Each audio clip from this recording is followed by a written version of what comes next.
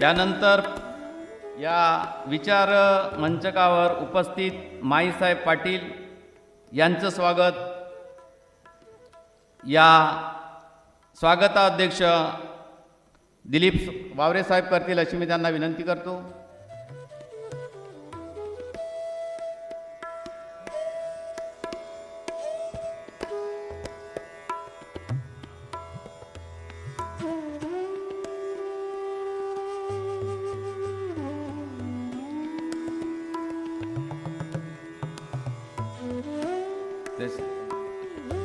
त्यांच्या मातोश्रीचं सुद्धा स्वागत या ठिकाणी वावरे साहेब करतील अशी मी त्यांना विनंती करतो.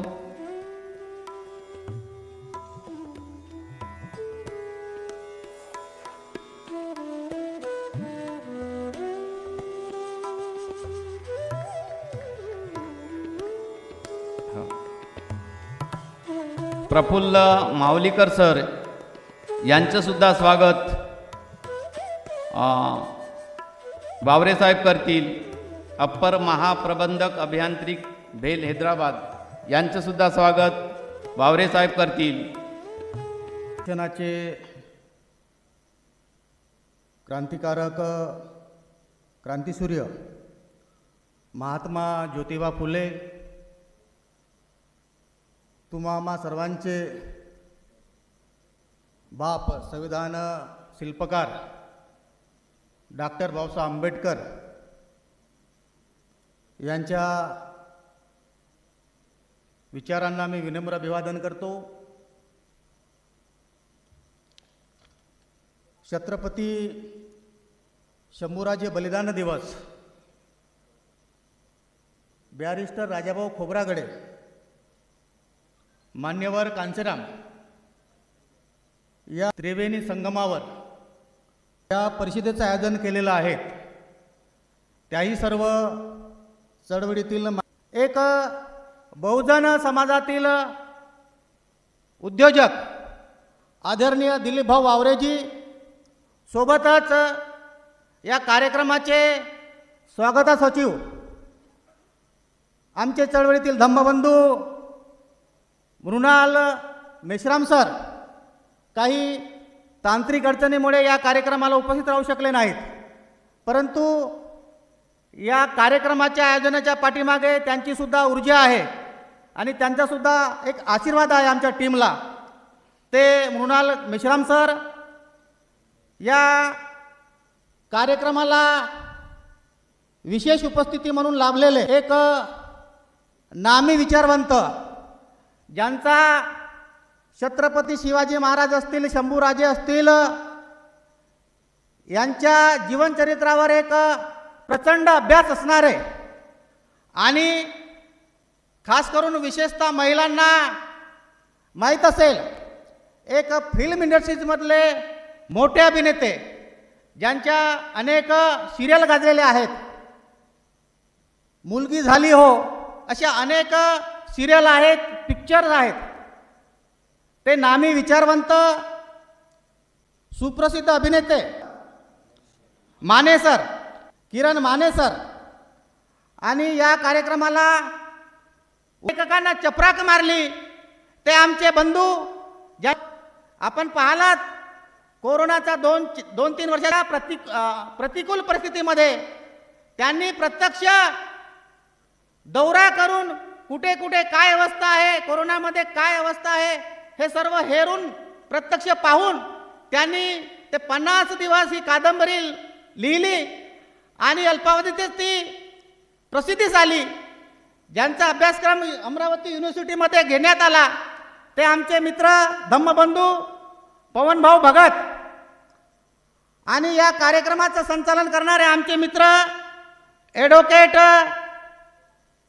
मोटघरे सर, आणि या कार्यक्रमाच्या निमित्तानं उपस्थित सर्व बंधू आणि भगिनींनो, खरं तर या चंद्रपूर शहरामध्ये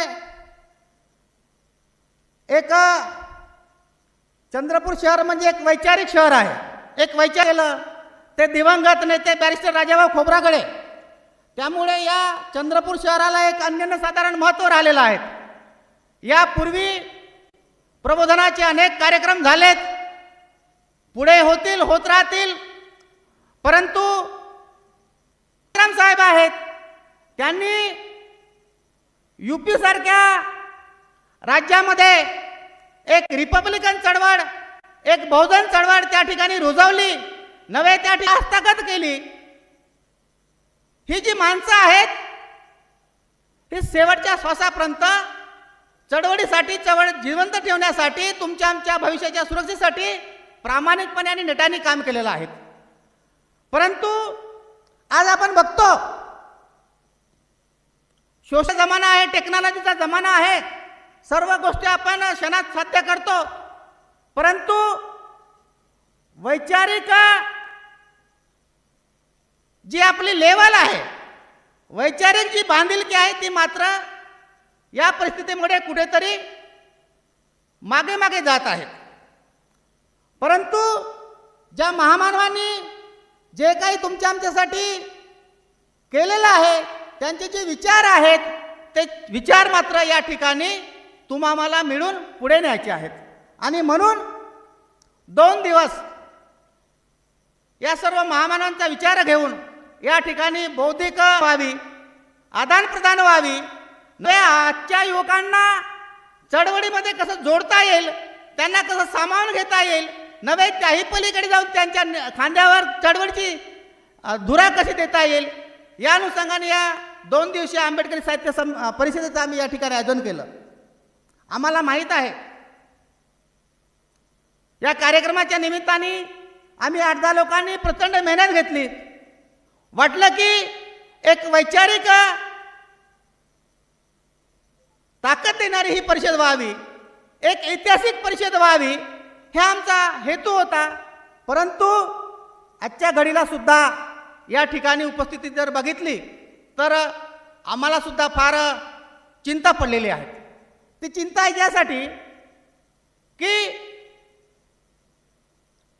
संपूर्ण महामानवांनी आयुष्यभर खस्ता खाऊन तुम्हाला जे सन्मानानं जगण्याचं जे जीवन दिलं, आणि मात्र आपण आता आपमतलबी झालो की काय, असा प्रश्न या निमित्ताने निर्माण झालेला आहे.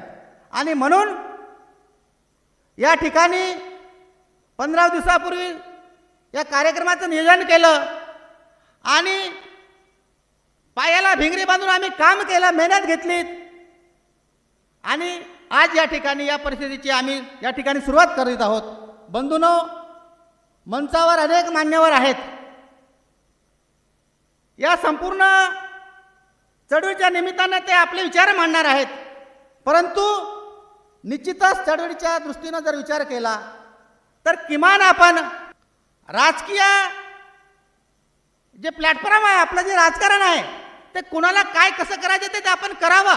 परंतु या ठिकाणी समाजाची एक सांघिक ताकद, सर्व समाजाची एक सांघिक ताकद, बहुजन समाजाची एक संघ ताकद या ठिकाणी निर्माण व्हावी, यामागचा आमचा उद्देश आहे. आणि म्हणून या ठिकाणी आम्ही परिषदेचं आयोजन केलं. मी या ठिकाणी जास्त न बोलता मी प्रास्ताविक रूपामध्ये एवढंच बोलून या ठिकाणी थांबतो, आपली रजा घेतो आणि आपल्या सर्वांचं या ठिकाणी आभार मानतो. आयोजक या नात्याने जय भीम, जय भारत.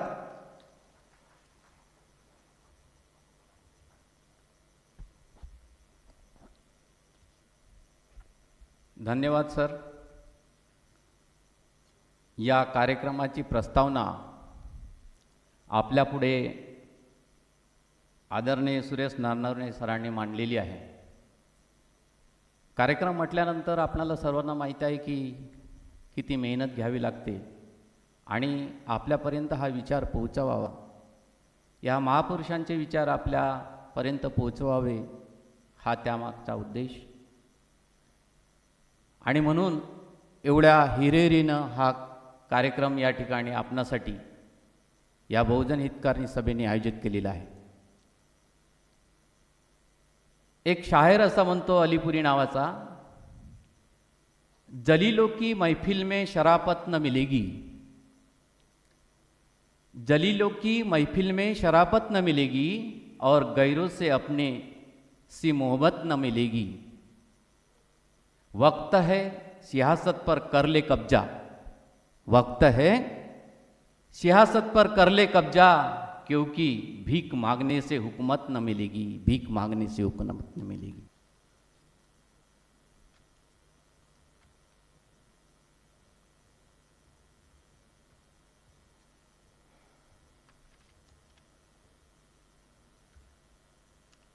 तथागत भगवान गौतम बुद्ध, सम्राट अशोक, छत्रपती शिवाजी महाराज, महात्मा ज्योतिबा फुले, शाहू महाराज, परमपूज्य डॉक्टर बाबासाहेब आंबेडकर या सर्व महामानवांनी केलेली आहे। या प्रथम सत्राचे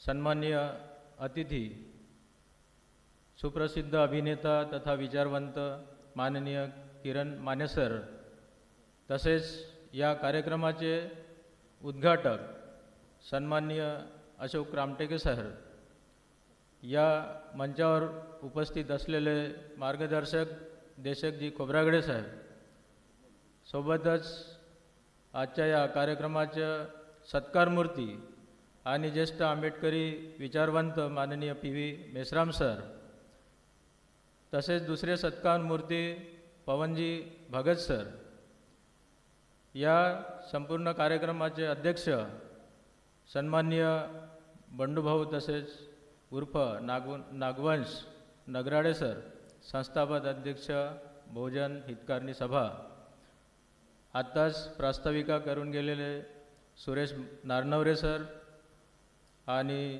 संचालन करीत असलेले माननीय ॲडव्होकेट रवींद्र मोडगरे सर, सोबतच या मंचावर उपस्थित असलेल्या ताई पाटील मॅडम आणि इतर सर्व सन्मान्य मंच, या कार्यक्रमास उपस्थित असलेले चंद्रपूर शहरातील सर्व OBC संघटनांचे सन्मान्य पदाधिकारी, आंबेडकरी संस्थाचे संघटनेचे सर्व सन्मान्य पदाधिकारी, तसेच या कार्यक्रमास उपस्थित असलेले सर्व चंद्रपूरवासीय, आपल्या सर्वांना सप्रेम जय भीम।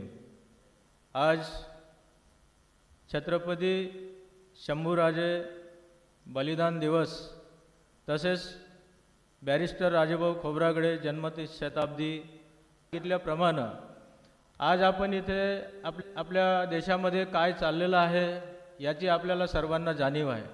मागील 10 ते 12 वर्षापासून आपण म्हणतो आहे की संविधानावर घाला घातला जात आहे, संविधानाची पायमल्ली होत आहे, बहुजनावर अन्याय होत आहे आणि आपण एवढं जे काही आपण शिक्षण संविधानाच्या माध्यमातून शिक्षण घेऊन जे काही आपण समाज कार्य करत आहोत, तरी पण जे मनोवादी जे काही व्यवस्था आहे ती आपल्यावर भारी पडत आहे।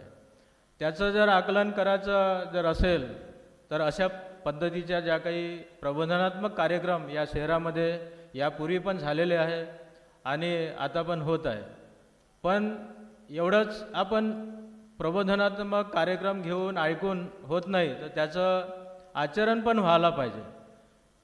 एवढे आपण जे काही आपण बघतो आहे की राजकीयदृष्ट्या आपण कितीतरी विखरलेलो आहोत।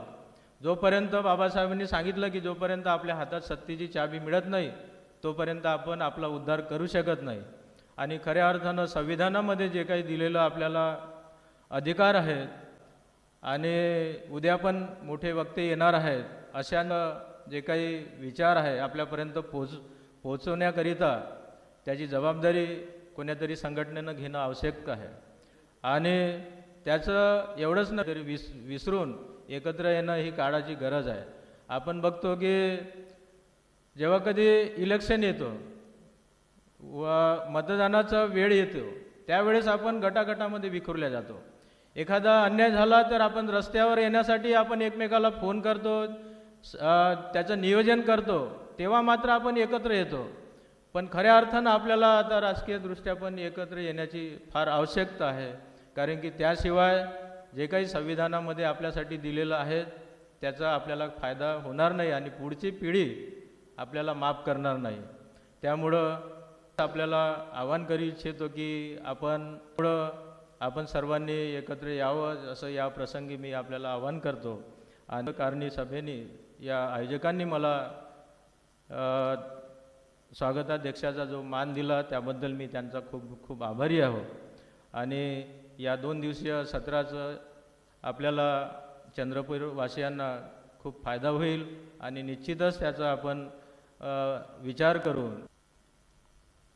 धन्यवाद वावरे साहेब. वावरे साहेबांनी आपल्याला आपल्या मनोगतामधून सांगितलेलं आहे की सत्तेची चाबी कशा प्रकारे आपल्याकडे येते आणि आपला समाज इलेक्शन आल्यानंतर कशा प्रकारे विखुरल्या जातो.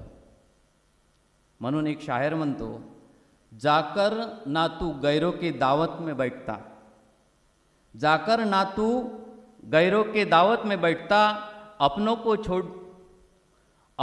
छोड़ गैरों से दोस्ती ना करता, भीम को छुपा रखा है, अगर दिमाग में रखता तो सत्ता में बैठता, दिमाग में रखता तो सत्ता में बैठता. धन्यवाद सर. यानंतर या कार्यक्रमाचे सत्कार मूर्ती आदरणीय पवन भगत सर, जे की लेखक ते त्यांनी उत्कृष्टरित्या शासनाने सुद्धा दखल घेतलेली आहे. तर त्यांना मी विनंती करतो की त्यांनी सत्कारासंबंधी या ठिकाणी आपले 2 शब्द आलेला आहे. 5 वर्ष नगरसेवक आणि 2 वर्ष नगर उपाध्यक्ष म्हणून नगरपालिकेत काम करत असताना जे काय अनुभवलं, झोपडपट्टीचं काम करताना जे काय अनुभवलं ते शिदोरी पाठीशी होती. आणि अचानक या देशाचा प्रधानमंत्री रात्र येत असतो आणि उठसूट काही बडबडत असतो, कुठल्याही तुगलकी घोषणा करत असतोय, कधी 1000 कधी 500च्या नोटा बंद, अशाच प्रकारचा एक तुगलकी फरमान एके रात्री आमच्या देशाचे वायफळ बोलणारे प्रधानमंत्री यांनी केलं आहे की जे स्थानांतरित, जे वेठबिगार, जे मजदूर आहेत, शोषित आहेत, पीडित आहेत, त्यांचं कसल्या प्रकारचं शोषण झालेलं आहे. तू कशी 12 म्हणजे 1 रुपयात विकल्या गेली आहे. 5 रुपयाची तंबाखाची पुडी 25 रुपयामध्ये सर्रास विकण्यात आली. हे चित्र आम्ही त्यावेळेस पाहिलं आहे. आणि ज्यावेळेस मी नागपूरमध्ये होतोय आणि मी जिथे राहत होतोय, माझ्यासमोर लोंडाच्या लोंडा मजदूरांचा पायदळीत चालत होता. अशा वेळेस एक आंबेडकरी कार्यकर्ता म्हणून माझ्यासारख्यांना घरी बसणं उचित राहिलं नाही. मी त्याच वेळेस असा निर्णय घेतला की हे कुणीतरी लिहिलं पाहिजे. इंग्रजीमध्ये झालं आहे, एक स्पॅनिशमध्ये झालेलं आहे, त्याचबरोबर हिंदीमध्ये आता आमचे गोपाल नायडू यांनी अनुवाद केला आहे आणि नुकतंच त्यांचं निधन झालं आहे. त्यासाठीच मी आज दिल्लीमध्ये गेलो होतो. मित्रहो, कादंबरी लिहित असताना ज्या काही अडीअडचणी, ज्या काही समस्या आल्यात त्या मी मांडलेल्या आहेत. जनतेच्या समस्या मांडण्याचा प्रयत्न केलेला आहे. नगर विद्यापीठामध्ये BA सेकंड इयरमध्ये ही कादंबरी लागली आणि अभ्यासक्रमामध्ये संपूर्ण कादंबरी समाविष्ट करण्यात आली. त्याचबरोबर अमरावती विद्यापीठामध्ये सुद्धा ही कादंबरी समाविष्ट करण्यात आली. मित्र हो, मी काही जास्त शिकलेला नाही. मी 17 नंबर फॉर्म भरलेला, मॅट्रिकपर्यंत शिकलेला आहे. ॲकॅडमिक एज्युकेशन जरी पाठीशी नसताना माझं जे मी लिहिलेलं पुस्तक एखाद्या विद्यापीठामध्ये शिकवलं जात असेल याच्यापेक्षा मला कोणता मान. आणि आज या मंचावर माझ्या पाठीवरून हात पसरवताना ही मला शाबासकी देत आहेत, यांचं मी किती आभार मानावं, किती मी कृतज्ञता व्यक्त करतोय. आपण माझा मान सन्मान केला, सत्कार केला, त्याबद्दल मी सर्वांचे आभार मानतोय. धन्यवाद. जय भीम.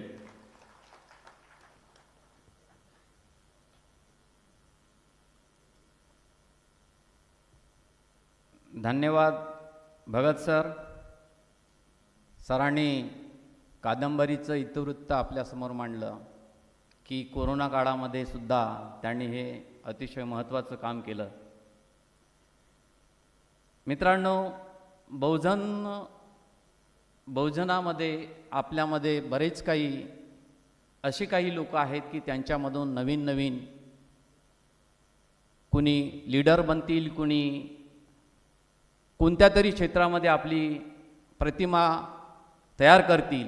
तशाच प्रकारची प्रतिमा भगतसाहेबांनी तयार केलेली आहे.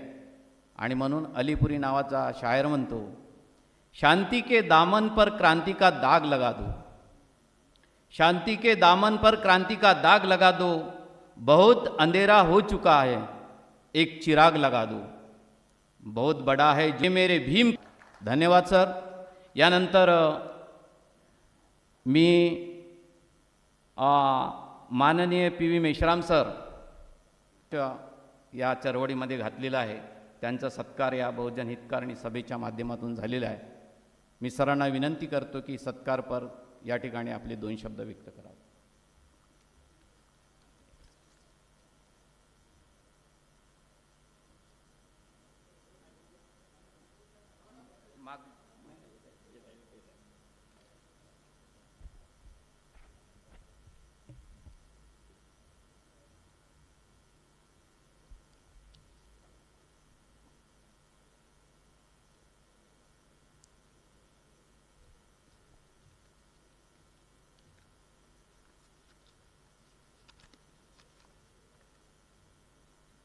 आंबेडकरी अस्मिता परिषदेतर्फे आज ही जी परिषद होत आहे त्या ठिकाणी माझा सत्कार करण्यात आलेला आहे. आणि विशेष म्हणजे ज्या महापुरुषाच्या निमित्तानं या ठिकाणी आपण बसलेलो आहोत त्याच्याबद्दल 2-4 शब्द मला बोला असं वाटतं आहे. थोडं मला क्षमा कराल, मला डॉक्टरने सांगितलं की जास्त बोलायचं नाही, जास्त उभं राहायचं नाही, आणि त्याच्यामुळे मी खूप काही बोलणार नाही. हे छत्रपती संभाजी महाराज यांचं बलिदान आणि बॅरिस्टर राजाभाऊ खोब्रागडे यांच्या जन्मशताब्दी पर्वावरती ही या ठिकाणी ही परिषद होत आहे. मी बॅरिस्टर साहेबांच्याबद्दल थोडंसं बोलणार आहे. आपल्या रिपब्लिकन चळवळीमध्ये काही ज्यांना मी जवळून पाहिलं अशामध्ये बॅरिस्टर राजाभाऊ खोब्रागडे यांच्या फार मी जवळ राहिलो आहे. त्याचं कारण असं होतं की संस्था चालवताना, शैक्षणिक संस्था चालवताना मी वारंवार त्यांच्या भेटी घेत होतो, त्यांच्यासोबत राहत होतो. आणि त्यांचा जो स्वभाव पाहिला राजकारणामध्ये आणि शैक्षणिक क्षेत्रामध्ये वगैरे, तेव्हा मला असं वाटते की राजकारणामध्ये बॅरिस्टर साहेबांच्यासारखा म्हणजे त्याने आयुष्यात कोणत्याही पक्षाशी तडजोड केलेली नाही आहे. आणि म्हणून शेवटपर्यंत त्याचे 1-2 उदाहरण मी सांगेन तुम्हाला. सुरुवातीला त्यांचं कसं काम होतं राज्यसभेमध्ये याच्यावरती थोडंसं मी प्रकाश टाकतो. राज्यसभेमध्ये मोठे मोठे दिग्गज लोक होते आणि काही लोक तर असे होते की आपला दंडा घेऊन ते त्या आसनाकडे जायचे वगैरे. आणि अशावेळी पीठासीन अधिकारी जो असतो त्याला कसरत करावी लागते. बॅरिस्टर साहेब त्यावेळी असताना राजनारायण वगैरे सारखे माणसं त्यांच्या हातामध्ये नेहमी दंडा असायचा आणि अनेक वेळा ते धावून गेले पीठासीन अधिकारी. एकदा असंच झालं की बॅरिस्टर साहेब काही वेळासाठी आपल्या जागेवर गेले, आपल्या रूममध्ये गेले आणि त्याच्याऐवजी दुसरे जे पीठासीन अधिकारी होते ते बसले होते. रामनारायणचं समाधान झालं नाही म्हणून ते दंडा घेऊन समोर गेले आणि पीठासीन अधिकाऱ्याला भीती वाटली किंवा मला हा काय करतो, मारतो की काय वगैरे, म्हणून तो पटकन गेला बॅरिस्टर साहेबांच्याकडे आणि त्यांना बोलवून आणलं. बॅरिस्टर साहेब त्याला म्हणाले, mister Rajnarayan, first go to your seat. Barrister साहेबांचा आवाज हा करडा होता आणि बॅरिस्टर साहेबांचा म्हणजे तसं दरारा होता. त्याच्यामुळे राजनारायण आपल्या जागेवर बसले दुसरं मी त्यांच्याचबद्दलची आणखी एक गोष्ट सांगतो की राज्यसभेचं म्हणजे उपाध्यक्षपद सांभाळताना ते अतिशय कठोरपणे आणखी चांगल्या पद्धतीनं काम करत होते. आणि ही गोष्ट इंदिरा गांधी, तत्कालीन पंतप्रधान इंदिरा गांधी यांच्या लक्षात आली होती. आणि म्हणून जेव्हा हे रिटायर झाले बॅरिस्टर साहेब, तेव्हा त्यांची इच्छा अशी होती की बा यांनी उपराष्ट्रपती व्हावं. म्हणून त्यांनी एक प्रपोजल पाठवलं की तुम्ही उपराष्ट्रपती व्हा. परंतु त्यांनी एक अट टाकली होती की तुम्हाला काँग्रेसची तिकीट, म्हणजे तुम्ही काँग्रेसच्या तिकिटावर किंवा काँग्रेसची तुम्ही एक रिसीट फाडायला पाहिजे की मी काँग्रेसचा सदस्य आहे म्हणून वगैरे. बॅरिस्टर साहेबाने म्हणजे ते काय मान्य केलं नाही, कारण मी आपल्या पक्षाची प्रतारणा करू शकत नाही अशा प्रकारे बॅरिस्टर साहेब होते. आणि म्हणून त्यावेळी ते उपराष्ट्रपती झाले नाही. कित्येक दिवसपर्यंत ती जागा तशीच राहिली आणि शेवटी काँग्रेसला नाईलाज असतो बी डी जत्ती यांना उपराष्ट्रपती करावं लागेल. तर अशा प्रकारे बॅरिस्टर साहेबांनी त्या ठिकाणी असं कार्य होतं. राजकारणामध्ये आपण पाहतो की चळवळीमध्ये अनेक बाबासाहेबांच्या जवळ राहिलेले अनेक काम केलेले लोक भलत्या ठिकाणी गेले. कोणी राज्यपाल झाले तर कोणी मंत्री झाले, कोणी काय झाले. बॅरिस्टर साहेब त्या पक्षाशी एकनिष्ठ राहिले आणि शेवटपर्यंत ते आपला पक्ष त्यांनी चालवला. आणि म्हणून एक निष्ठावान कार्यकर्ता बाबासाहेबांचा पाईक म्हणून ते जगत होते. त्यासाठी त्यांचे जेवढे म्हणजे आपण आभार मानायला पाहिजे तेवढे कमी. आणि त्यांच्या या जन्मशताब्दी पर्वावरती आम्ही त्यांना थोडंसं आपली आदरांजली अर्पण करण्यासाठी या ठिकाणी जमलेलो आहोत. आणि म्हणून मी त्यांच्याबद्दल पुन्हा त्यांचं एक शैक्षणिक कार्य होतं. त्यांनी चंद्रपूरमध्ये सिद्धार्थ विद्यालय, नानोरीमध्ये सिद्धार्थ विद्यालय, वरोऱ्यामध्ये डॉक्टर आंबेडकर वसतिगृह, चंद्रपूरमध्ये डॉक्टर आंबेडकर वसतिगृह अशा संस्था काढल्या. आणि विस्तार करण्याची इच्छा असतानाही त्यांना ते करता आले नाही, कारण आपल्यामध्ये जे मोडतोड करण्याची जी प्रवृत्ती आहे ती त्यांना पाहावत नव्हती. आणि म्हणून त्यांनी काय आज शैक्षणिक संस्थांचं काही विस्तारीकरण केलं नाही आहे. मी त्यांच्याबद्दल अधिक न बोलता तुम्ही माझा सत्कार केला याबद्दल तुमचे मी आभार मानतो. मी काही लाईफ टाईप अचिव्हमेंट माझं काय आहे असं मी मानत नाही, परंतु मी एक सापर्यंत मी ज्या ज्या संस्थांच्यामध्ये कामं केलं त्या ठिकाणी की नाही प्रामाणिकपणे कामं केलं. मी सिद्धार्थ हायस्कूलला मुख्याध्यापक होतो, 30 वर्षापर्यंत राहिलो. माझ्या कार्यकाळामध्ये सिद्धार्थ अचिव्हमेंट नाही आहे असं मी मानतो. कदाचित तुम्हाला आवडत असेल की माझ्या या 90 वर्ष वयापर्यंत मी जे काही केलं ते प्रामाणिकपणे केलेलं आहे. आणि म्हणून आपण मला ऐकून घेतलं त्याच्याबद्दल मी आपला आभारी आहे आणि या ठिकाणी थांबतो. जय भीम.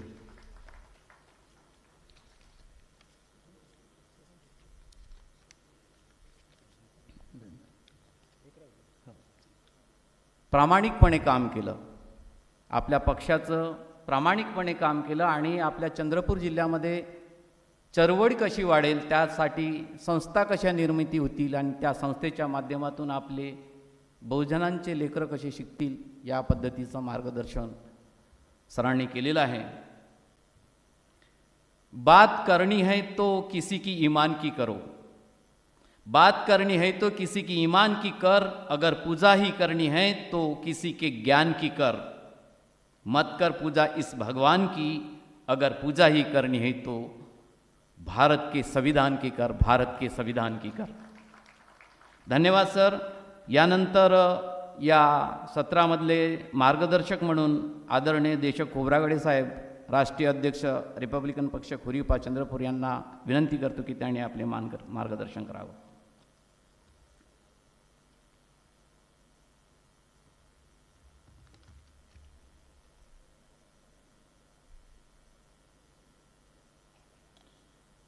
ज्यांची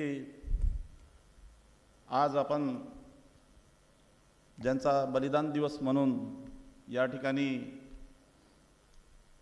छत्रपती शंभूराजे यांच्या प्रतिमेस विनम्र अभिवादन करतो.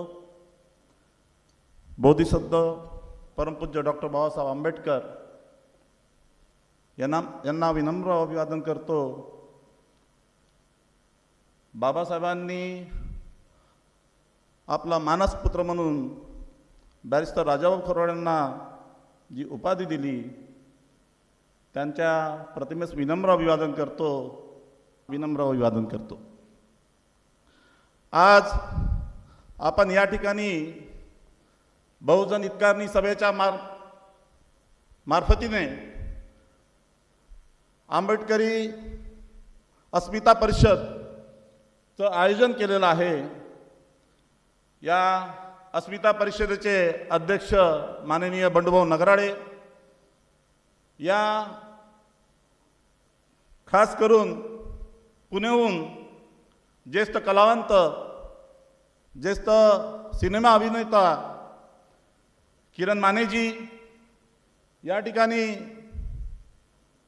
मावकरजी, आणि या ठिकाणी आमचे ज्येष्ठ नेते आणि माझे वडिलांसारखे पी. मेश्रामजी, दिलीप वावरेजी आणि पवन भगतजी आणि समस्त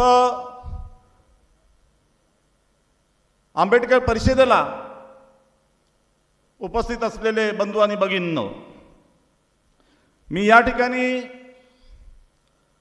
आंबेडकर परिषद अस्मिता परिषदेला, या अस्मिता परिषदेमध्ये अगोदरच्या काळातील लोकांनी आंबेडकरी चळवळीला कसं वाहून नेलं या अनुषंगाने बॅरिस्टर राजाभाऊ खोब्रागडे यांच्या जयंती शताब्दी महोत्सव वर्षाच्या निमित्त आणि ज्यांच्या जयंती पर्वावरती कांशीरामजीच्या पर्वावरती या ठिकाणी मी काही उल्लेख करू इच्छितो.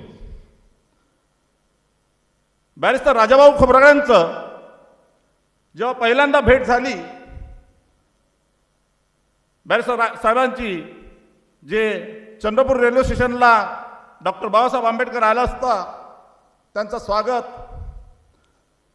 1943ला बॅरिस्टर राजाभाऊ खोब्रागडे स्वागत करतात. अवघ्या 18 वर्षाचे असताना त्यांची प्रथमतः डॉक्टर बाबासाहेब आंबेडकरांची भेट होते. त्यांचा बॅरिस्टरांचा प्रवास ची अगर समजा दिशा बघितली, 43 मध्येच बाबासाहेब बॅरिस्टर राजाभाऊ खोब्रागडेंना मध्य प्रांताचं शेड्यूल कास्ट फेडरेशनचं महासचिवपदी नियुक्त करतात. हा त्यांचा प्रवास सुरू होतो. नंतरच्या काळामध्ये ते उच्च शिक्षणासाठी या ठिकाणी चंद्रपूरला मध्ये आपण नेहमी बॅरिस्टरांच्या जयंतीनिमित्त असो की त्यांच्या कार्यप्रणालीवरती असतो, आपण बरेचसं त्यांच्याबद्दल आपल्याला माहीत आहे, पण मी त्या जास्त ओहपामध्ये न जाता संक्षिप्तमध्ये या ठिकाणी मी त्यांच्याबद्दल मांडणी करू इच्छितो. आपण बघितलं असाल, लंडन इथून 12 डिग्री घेऊन परदेशात परतात आणि तो दिवस म्हणजे 49ला डिग्री घेतात आणि 1950ला मुंबई पोर्टला जो 26 जानेवारी 1950चा प्रजासत्ताक दिन असतो आणि त्या ठिकाणी बॅरिस्टर राजाभाऊ खोब्रागडे यांचं आगमन होतं. समोरचा कालखंड काम करत असताना बघितलं, बाबासाहेबांच्या मंत्रावरती, बाबासाहेबांच्या सोबतीला एक नौका युवक हा चळवळीमध्ये काम करत असताना बाबासाहेबांना वाटतं की बॅरिस्टरांना आपण मोठी जबाबदारी द्यायला हवी. त्या अनुषंगाने 16 ऑगस्ट 1955ला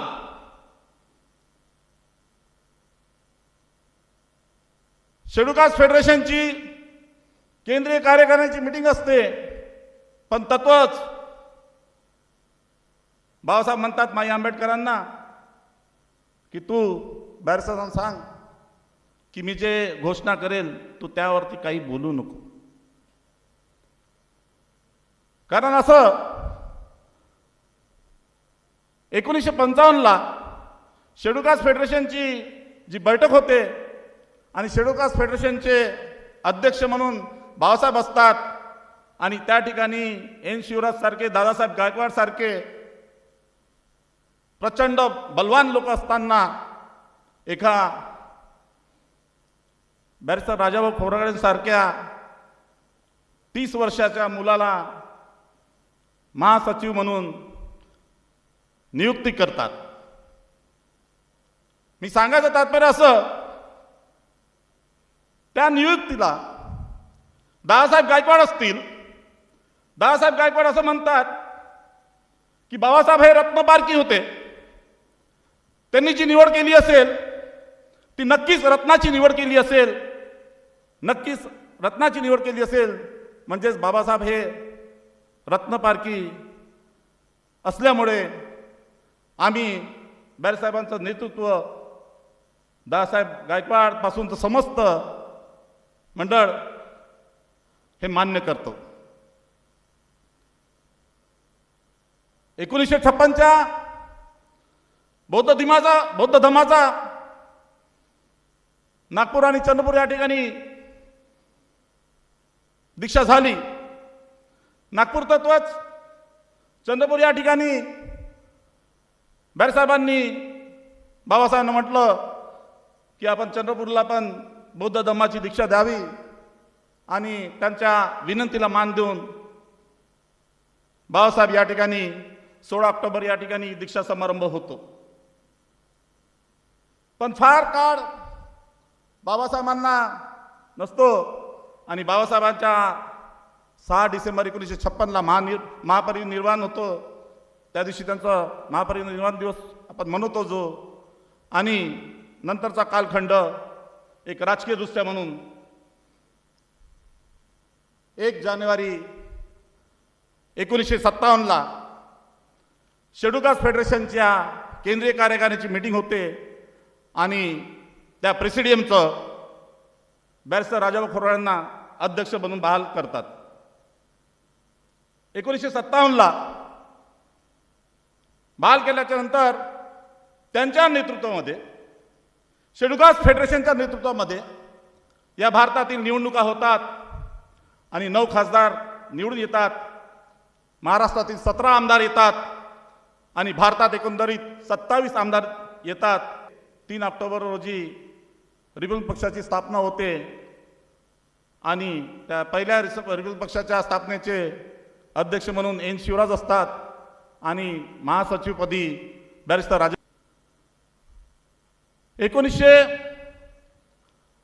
म्हणजे या ठिकाणी धम्मदीक्षाचे सोहळे फार मोठ्या प्रमाणामध्ये प्रसार, बाबासाहेबांनी दिलेला धम्माचा प्रसार या होण्याच्या मागे ते नेहमीच कटिबद्ध राहिले आणि प्रयत्नशील राहिले. नंतर 1969 रोजी राज्यसभेच्या उपसभापती जेव्हा निवड होत असताना त्या निवडीमध्ये 1952 होते. मी यासाठी सांगू इच्छितो, अत्यंत प्रभावशाली व्यक्तिमत्व ठेवणारा हा बॅरिस्टर राजाभाऊ खोब्रागडे समोर वाटचाल करत असताना असंख्य विषयावरती, संसदेमध्ये असेल, संसदेच्या बाहेर असेल, भूमिहीनाचा सत्याग्रह असेल, 1957ला महाराष्ट्रामध्ये जो सत्याग्रह झाला आणि अवघ्या 3 मागण्या त्या काळात मंजूर झाल्या आणि महाराष्ट्राच्या जवळपास 2,65,000 एकर जमीन अनुसूचित जाती जमाती, तेली, माळी, कुंभी या लोकांना प्रदान करण्यात आली. भूमिहीनाचा सत्याग्रह नंतरच्या काळामध्ये 63 कडे देशव्यापी जेलभर आंदोलन होतं त्या आंदोलनामध्ये जवळपास 4.25 लाखाच्या आसपास जेलामध्ये तुडुंब जेलभर आंदोलन होतं. अशा दादासाहेब गायकवाडांच्या सोबतच्या नेतृत्वामध्ये रिगून पक्षाची वाटचाल होते. मी अवघा एक 5 मिनिटाच्या आतमध्येच संपवतो. मला या ठिकाणी आयोजकांनी निर्देश दिले आहे की आपण संक्षिप्त घ्यावं, पण बॅरसाहेबाचा विषय आला म्हणजे थोडंसं राहावंसं नाही होत. तरी पण मी संक्षिप्त घेत, मी जास्त न बोलता मी एक आणीबाणीचा काळ प्रामुख्याने करेन. 1975ला आणीबाणी लागतं आणि त्या आणीला बॅरिस्टर साहेब विरोध करतात. कंटकाला जसं नख लावलं या पद्धतीने विरोध प्रदर्शित करतात. आणि ही आणीबाणी ज्यावेळेस लागतं तर त्यावेळेस जयप्रकाश नारायणसारखं, जॉर्ज फर्नांडिस, अटल बिहारी वाजपेयी यांना तुडुंबात जेलात टाकण्यात होतं, पण बॅरिस्टर राजाभाऊ खोब्रागडे यांना जेलात टाकण्याची इंदिरा गांधीची हिंमत नव्हती होत. कारण हा बाबासाहेब आंबेडकरांचा अनुयायी. मी अगर याला समजा आतमध्ये टाकलं, रान पेटल्याशिवाय राहणार नाही, म्हणून ती भीतीपोटी ती बॅरिस्टरांना जेलात न टाकता नंतरच्या निवडणुका होतात 77च्या. या भारतामध्ये आपले 2 खासदार निवडून येतात. एक बालाघाटकडनं कचुलाल जैन आणि दुसरे गवई जे बहुतेक नाशिकच्या प्रांतामधून निवडून येतात. आणि तत्वतच महाराष्ट्रामध्ये पण 3 आमदार निवडून येतात. मी यासाठी उल्लेख करू इच्छितो, तत्कालीन पंतप्रधान म्हणते की या भारताचा अगर नेतृत्व करण्याचा अगर सक्षम अगर कोणामध्ये असेल तर या भारताला अगर समजा प्राईम मिनिस्टर पाहिजे असेल तर बॅरिस्टर राजाभाऊ खोब्रागडे असलं पाहिजे, असं ती आपलं मत व्यक्त करतं. म्हणजे किती प्रभावशाली. या प्रवासाला जात असताना मोरारजी देसाईच्या सहभाग होतो आणि ही मोरारजी देसाईच्या काळामध्ये ही सत्ता सुरू असते. तद्वतच 78ला महाराष्ट्रामध्ये काँग्रेसमध्ये बगावत होतं आणि माननीय शरदचंद्रजी पवार हे बॅरिस्टर साहेबांना दिल्ली या ठिकाणी लोधी इस्टेट त्यांचं 58 क्रमांकाचं घर या ठिकाणी भेट घेण्यासाठी जातात. आणि त्या भेटीच्या दरम्यानमध्ये चर्चा होते की आमच्या काही प्रमुख मागण्या आहेत, आम्ही तुम्हाला सपोर्ट करतो, पण त्या प्रमुख मागण्या आपण मान्य करावं. त्यातली मी एक प्रमुख मागणी या ठिकाणी सांगतो आणि थोड्याशा वेळात मी माझं आपलं अल्पमतामध्ये मी भाषण संपवतो. ती प्रमुख मागणीमध्ये ते म्हणतात की डॉक्टर बाबासाहेब आंबेडकरांना औरंगाबाद विद्यापीठाचं जे नामांतर झालं पाहिजे आणि त्या विद्यापीठाचं सभागृहामध्ये आपण मंजुरी घ्यावं. त्या अनुषंगाने या वाटाघाटी होतात आणि बॅरिस्टर साहेब मोरारजी देसाईकडे कचुलालला जैनला घेऊन पाठवतात आणि मोरारजी देसाईंना सांगा की बॅरिस्टर साहेबांचा निरोप आहे, या पुरोगामी लोकशाही आघाडीचा पुलतचा महाराष्ट्राचा CM म्हणून शरदचंद्र पवार यांना डिक्लेअर करण्यात यावं. बॅरिस्टर पवार हे पहिले CM होतात आणि 17 जुलै दोन्ही विधान परिषदेमध्ये नामांतराच्या विद्यापीठाला नाव देण्याचा दोन्ही सभागृहामध्ये ठराव पारित होतो. मी यासाठी सांगू इच्छितो 1979च्या आणि बॅरिस्टरांची भेट होते आणि या भेटीमध्ये त्यांच्या चर्चा होतात. एकंदरीत पाहिलं आजचं वातावरण बघितलं गेलं असता आपण समजा ही अघोषित आणीबाणी आहे असं मी मानतो आणि या अघोषित आणीबाणीच्या काळामध्ये आपण कसं वावरायला पाहिजे आणि आपण समोच्चाराने कशा रीतीने आपण च्या नात्याने आपण कसं या परिस्थितीला मात दिली पाहिजे एवढंच बोलतो आणि इथंच थांबतो. जय भीम.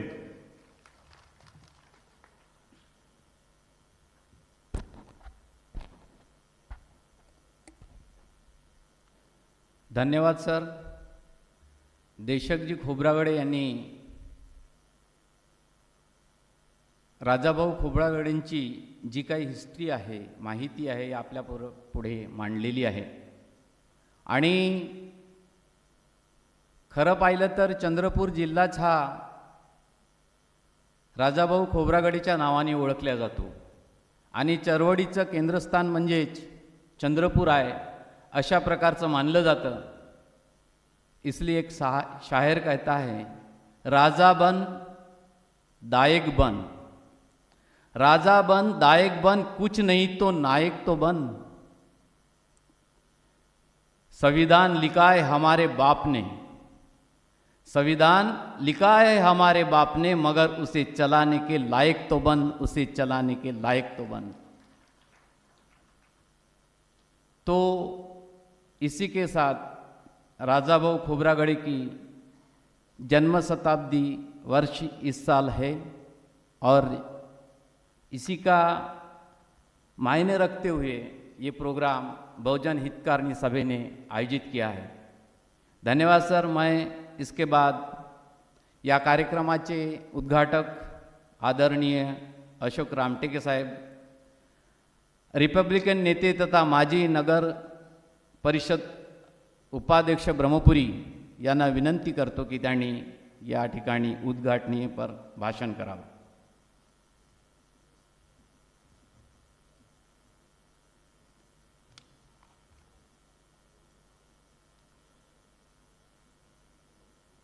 लोकराजे छत्रपती शिवाजी महाराज,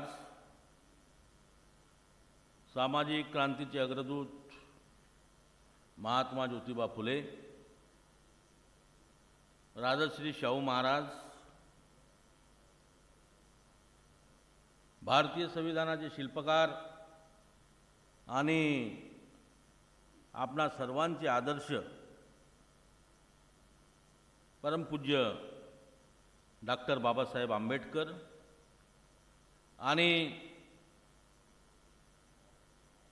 सामाजिक परिवर्तनाच्या आंदोलनामध्ये, त्या लढ्यामध्ये ज्या ज्या महापुरुषांचं योगदान आहे त्या सर्वच महापुरुषांना मी या ठिकाणी सर्वप्रथम विनम्र अभिवादन करतो. आज या प्रियदर्शनी इंदिरा गांधी सभागृहामध्ये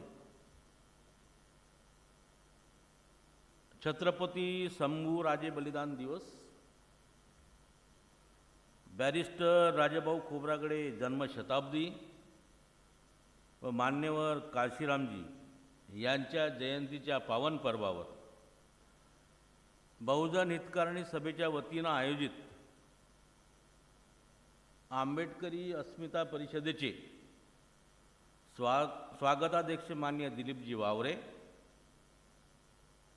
या परिषदेचे अध्यक्ष आमचे मित्र आणि या हितकारिणी सभेचे सुद्धा अध्यक्ष माननीय बंडूर नागवंश नगराळे, या परिषदेला विशेष अतिथी म्हणून उपस्थित असलेले सुप्रसिद्ध अभिनेते तथा विचारवंत माननीय किरणजी माने, त्याचप्रमाणे मार्गदर्शक म्हणून ज्यांची मंचावर उपस्थिती आहे अशा माननीय हबप माईसाहेब पाटील, त्यांच्या आदरणीय मातोश्री, आमचे मित्र कोरिपाचे राष्ट्रीय अध्यक्ष माननीय देशकजी खोब्रागडे, आदरणीय ज्येष्ठ नेते माननीय पी.व्ही. मेश्राम, माननीय माऊलीकर साहेब, आमचे मित्र माननीय पवनजी भगत, या सभागृहात बसलेले माननीय डॉक्टर राजेंद्र गावतुरे, महिला नेत्या माननीय अभिलाषा गावतुरे, आपल्या चंद्रपूर जिल्हा परिषदेचे माजी अतिरिक्त मुख्य कार्यकारी अधिकारी सेवानिवृत्त माननीय प्रभूजी राजगडकर, पुरोगामी चळवळीतले माननीय हिराचंदजी बोरकुटे, ज्येष्ठ नेते माननीय अंकुशजी वाघमारे, या बहुजन हितकारणी सभेचे माननीय सुरेशजी नारनवरे, या संघटनेचे सर्व पदाधिकारी, सदस्य आणि उपस्थित सर्व प्रिय महानुभाव, मित्रांनो,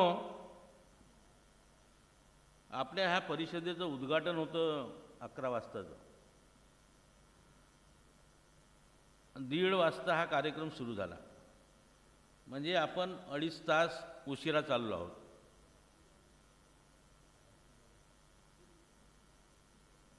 आणि म्हणजे हे सत्र संपण्याची सुद्धा वेळ आलेली आहे. अशा परिस्थितीमध्ये या सभागृहामध्ये आपणाला, आम्हाला सगळ्यांना लोकांची उपस्थिती कमी दिसते आहे. त्यामुळं माझ्यासमोर असा प्रश्न पडतो की या सभागृहामध्ये गर्दी होऊ नये यासाठी काय कोण षडयंत्र तर नाही केलं बंडूभाऊ? म्हणजे इथं चंद्रपुरामध्ये सुद्धा षडयंत्रकारी लोक आहेत का, असा प्रश्न माझ्यासमोर पडतो. पूर्वीच्या काळी महाराष्ट्रामध्ये काही झालं, भूकंप झाला, महामारी झाली, बॉम्बस्फोट झाला, अनेक असे काही प्रश्न उपस्थित झाले, त्यावेळी लोक शरद पवारांची नाव घेत होते. हे झालं शरद पवारामुळे. शरद पवारांचा याच्यामध्ये हात आहे. तर असो, सभागृह आहे, ह्या सभागृहामधल्या 3 गाल्यामधल्या लोकांना जर बसवलं एका गाल्यामध्ये तर एक गाला पूर्णपणे भरून जाईल. तरी असो, ज्या विचाराने या ठिकाणी लोक स्वयंस्फूर्तीनं आलेले आहेत ते महत्त्वाचे आहे. माहीत आहे की उन्हाळ्याचे दिवस आहेत, परंतु मला वाटते की सगळ्यांच्या घरी AC नाही आहे आणि हा पूर्ण AC हाल आहे. हे त्या महापुरुषामुळे हे आपल्याला संधी मिळते आहे AC हालमध्ये बसण्याची. आता आमचे जिल्ह्याचे नेते अंकुशजी यांच्या बाजूला बसलेले काय आरामात बसलेले आहेत. म्हणजे काही लोक डुलकी मारायला जरी आले असते AC हालमध्ये तरी चाललं असतं. मी फटाफट आपलं उद्घाटकीय भाषण या ठिकाणी आटोपण्याचा प्रयत्न करतो. आज आपण आंबेडकरी अस्मिता परिषदेला या ठिकाणी उपस्थित असल्याबद्दल आपणा सर्वांचे असे मला वाटते. त्याबद्दल समितीचा मी आभारी आहे.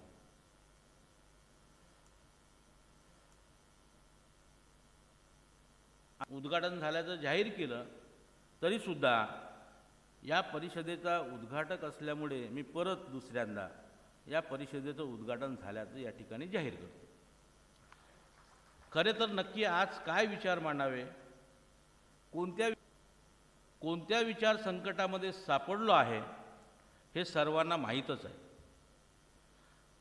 आत्यंतिक टोकाच्या अस्मिता जागवून देश विखंडित करण्याचा प्रयत्न काही लोकांकडून होत असल्याचे आपण सगळे अनुभवतो.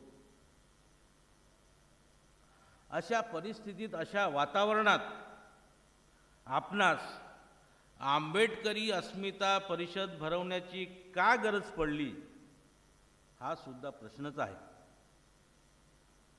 डॉक्टर आंबेडकरी विचार आणि आंबेडकरी अस्मिता या 2 भिन्न बाबी आहेत असे मला वाटते. व्यक्तीची अस्मिता आणि समूहाची अस्मिता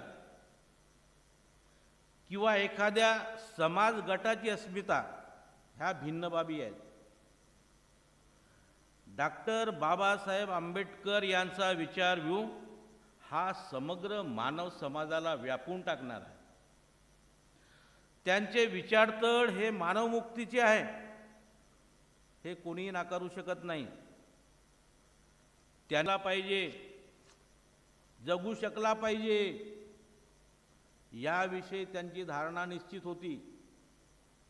म्हणूनच दिनांक 31 मे 1936 रोजी अखिल मुंबई इलाका मनुष्याच्या स्वतंत्र असण्याबाबत ते म्हणतात, जो आपली बुद्धी जागृत ठेवून आपले हक्क काय, आपले अधिकार काय व आपले कर्तव्य काय याची जाणीव करून घेतो, त्याला मी स्वतंत्र म्हणतो. जो तो परिस्थितीचा दास झाला नाही, जो कह्यात आणण्यास सिद्ध असतो, तो माणूस स्वतंत्र असतो असे मी मानतो. जो रूढीच्या स्वाधीन झाला नाही, जो गतानुगतिक बनला नाही असे मी मानतो.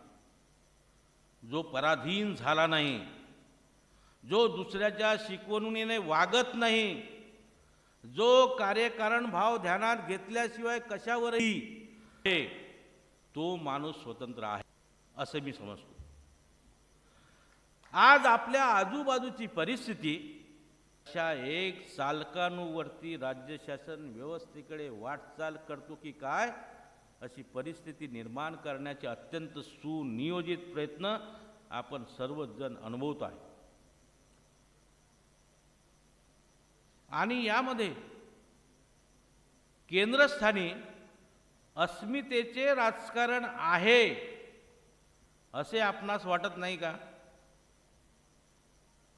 आत्यंतिक टोकाच्या अस्मितेच्या राजकारणाने देश विघटित होतो की काय?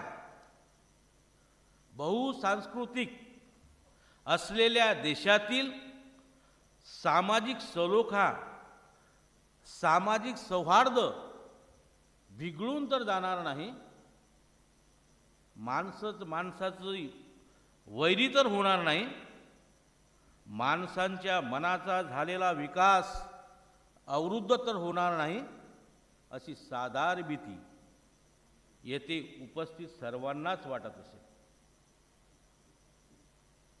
सुसंस्कृत असणे मनाच्या विकासाबाबत येथे डॉक्टर बाबासाहेब आंबेडकर 1956 रोजी केलेल्या भाषणातील कथन मला महत्त्वाचे वाटते. डॉक्टर बाबासाहेब आंबेडकर म्हणतात, मनुष्याला शरीराबरोबर मनही आहे, म्हणून दोन्हीचाही विचार करावाच हवा. मनाचा विकास झाला पाहिजे, मन सुसंस्कृत झाले पाहिजे, ते सुसंस्कृत बनवले पाहिजे. जनतेशी माणसाचे शरीर जसे निरोगी पाहिजे तसे शरीर सुदृढ होण्याबरोबर मनही सुसंस्कृत झाले पाहिजे. एरवी मानव जातीचा उत्कर्ष झाला असे म्हणता येणार. उत्कर्षाची दुर्धर्म इच्छा धरणारे, त्यासाठीच त्यांनी संविधानाच्या प्रिएम्बल उद्देशिकेमध्ये आम्ही भारताचे लोक असा आवर्जून उल्लेख केलेला आहे. येथे व्यक्तीच्या अस्मितेसह देशाची अस्मिता अधोरेखित केली, न की कोणत्या विशिष्ट धर्माची, विशिष्ट समाज गटाची. आज आपला देश एका उन्मत्त विचाराच्या दिशेनं घेऊन जाण्याचा कसोशीनं प्रयत्न होताना आपल्याला दिसतो. त्यासाठी बहुसांस्कृतिक असलेल्या देशाची घडीच विस्कटून टाकण्याचे अनेक प्रयत्न होताना आम्ही सर्वच उघड्या डोळ्यांनी पाहत आहोत. देशासमोर बेकारी, कुपोषण, छोट्या उद्योगांची होणारी पिछेहाट, शिक्षण क्षेत्रात एक विशिष्ट विचारांचा प्रसार करण्याचा अट्टहास, त्यासाठी अभ्यासक्रमात नको ते विषय घुसळण्याचा प्रयत्न, आरोग्याच्या सेवासह रेल्वे, विमानसेवा, कोळसा यासारखे उद्योगांचे खाजगीकरण, बँकांच्या खाजगीकरणाकडे विद्यमान सरकारचा असणारा कल विशिष्ट उद्योग मित्रांना सर्व प्रकारचे उद्योग दानात देणे, आदिवासींचे वास्तव्य असलेल्या जंगल प्रदेशात कॉर्पोरेट्सना मुक्त संचार करण्याचा परवाना देणे, दलित समाज घटकांना राखीव जागेच्या उपवर्गाखाली भरती करून राखीव जागा करण्याचे प्रयत्न, धर्माविरुद्ध हेट स्पीच, विचार स्वातंत्र्याची गळचेपी, मतभिन्नता दर्शवणाऱ्या विरुद्ध कायद्याची भीती दाखवून त्याला जेरबंद करणे, कलावंतावर बंधनं आणणे, महाराष्ट्र तर आता जनसुरक्षा कायद्याच्या नावाखाली विरोधी मतांची मुस्कटदाबी करणारा कायदा आणण्याचा प्रयत्न करणे, हे सर्व आज का घडत आहे? हे आम्ही भारताचे लोक म्हणून कधी विचार करणार आहोत की नाही? की आपणही अस्मितेचा झेंडा हातात घेऊन त्याच मार्गाने जाऊ इच्छितो का? पुन्हा येथे डॉक्टर बाबासाहेबांचे वक्तव्य आठवते. बौद्ध धर्मात 75% ब्राह्मण भिक्षू होते, 25% शूद्राद्री होते, परंतु भगवंतांनी सांगितले हे भिक्खू, तुम्ही निरनिराळ्या देशातून व जातीतून आला आहात, आपल्या प्रदेशातून नद्या वाहतात, तेव्हा त्या पृथक असतात, मात्र त्या सागराला मिळाल्या की त्या पृथक राहत नाही, त्या एकजीव व समान होतात. बौद्ध संघ हा सागराप्रमाणे आहे. या संघात सर्व सारखे व समान. सागरात गेल्यावर हे गंगेचे पाणी किंवा महानदीचे पाणी असे ओळखणे अशक्य असते. त्याचप्रमाणे बौद्ध संघात आले म्हणजे आपली जाते व सर्वजण समान असतात अशी समता सांगणारा एकच महापुरुष आहे आणि तो महापुरुष भगवान बुद्ध होय. हे डॉक्टर बाबासाहेबांनी 15 ऑक्टोबर 1956 रोजी सांगितले. याचाच अर्थ बुद्ध धम्म स्वीकारून बाबासाहेबांना जातीचे उच्चाटन करण्याचा मानस ह्या सगळ्या घटनाक्रमामधून अधोरेखित होते. परंतु वर्तमानात अनेक प्रसंगी जात अधिक प्रबळ मजबूत होताना आपणाला दिसते. उदाहरणार्थ एखाद्या व्यक्तिगत किंवा सामाजिक अन्यायाचा प्रसंग आला त्यावेळी वेगवेगळ्या जात समूहातील कार्यकर्ते लोक याकडे तो अन्यायग्रस्त आपल्या जातीतील आहे का याचा विचार करताना आपणाला दिसतात. म्हणजे त्याची खातरजमा करतात. एखाद्यावरती अन्याय झाला तो आपल्या जातीचा आहे का? झाला 2 मिनिटात. आपल्या जातीचा आहे का? मग तो अनुसूचित जातीचा असेल तर अनुसूचित जातीचे लोक त्या ठिकाणी आंदोलन करतात. जमातीवरती अन्याय झाला असेल तर त्या ठिकाणचे लोक येतात. भटक्या विमुक्तामध्ये त्याच्यावर आपण आणि त्यामुळे मित्रांनो बाबासाहेबांना जे अपेक्षित होतं अनेक घटनाक्रम जात व्यवस्था अजूनही आपण जोपासतो आहोत आणि त्यामुळं बौद्ध धम्माला सुद्धा या ठिकाणी जास्त काही चालना मिळते असं काही दृश्य आपणाला दिसत नाही. असं बाबासाहेब आंबेडकरांच्या नजरेसमोर विशाल दृष्टी त्यांच्या मनात आणि तत्वात आहे. ते आयुष्यभर सतत चिंतन करत होते. येथील धर्माच्या चिकित्सेसह अर्थशास्त्र, समाजशास्त्र, मानवविज्ञानशास्त्र, कायदाशास्त्र अशा. आता आमचे अध्यक्ष मला इशारा करत आहेत पण मी आटोपतो लवकरच. आंबेडकरोत्तर आंबेडकरी चळवळीतला सुवर्ण काळ म्हणजे दलित पॅंथरचा काळ. दिनांक 29 मे 19 पॅंथरचा जन्म झाला आणि दिनांक 7 मार्च 1977 रोजी दलित पॅंथर बरखास्तीची घोषणा झाली. ह्या संघटनेचं आयुष्य किती जेमतेम 5 वर्षाचं. परंतु दलित पॅंथर एक झंझावात्मक अधिकारांची अंमलबजावणी करण्यासाठी, तो होता समतेची प्रस्थापना करण्यासाठी, तो होता स्वाचे मोल जपण्यासाठी, तो होता एकूणच समाजामध्ये बंधुभाव निर्माण करण्यासाठी, तो होता माणसाला माणूसपण बहाल करण्यासाठी. रिपब्लिकन पक्षाचा सुद्धा सुवर्णकाळ होता असे म्हणणे अतिशयोक्ती ठरणार नाही. या पक्षाच्या खात्यावर सुद्धा अनेक महत्त्वाचे लढे व आंदोलनाचा इतिहास आहे. या पक्षाचे अनेक खासदार आणि आमदार होऊन गेल्याचे आपण पाहतो. एकूणच या सामाजिक व राजकीय चळवळीचा गौरवशाली इतिहास आहे. परंतु अलीकडचं समाजकारण व राजकारण याची झालेली दुर्दशा मनाला अत्यंत क्लेश देणारी आहे. त्यामुळे चळवळीमध्ये आलेली मरगळ झटकून नव्या उभारीनं समाजामध्ये प्रभावीपणे काम करण्याची गरज निर्माण झालेली आहे असं मला वाटतं. आजच्या जागतिकीकरणाच्या काळात आपण वंचित, शोषित आणि अभावग्रस्त जीवन जगणाऱ्या समाज घटकासोबत राहणार आहोत की नाही, आणि अशा सर्वच दलित, आदिवासी, शोषित घटकासाठी आपण लढणार आहोत की नाही हा कळीचा मुद्दा आहे. तेव्हा आंबेडकर तत्त्वज्ञान हे मानवमुक्तीचे तत्त्वज्ञान आहे. सोबार इत्यादी, तर मग आपणाला विवेकाची कास धरावीच लागेल. की सगळं मी आपणावर सोपवतो. आज या ठिकाणी बहुजन हितकारणी सभेच्या वतीनं अत्यंत चांगली परिषद घेण्याचा प्रयत्न बंडू नगराळे यांच्या नेतृत्वाखाली त्यांच्या सगळ्या सहकार्यांनी केला. याबद्दल मी त्यांना अभिनंदन करतो. येणाऱ्या काळात या बहुजन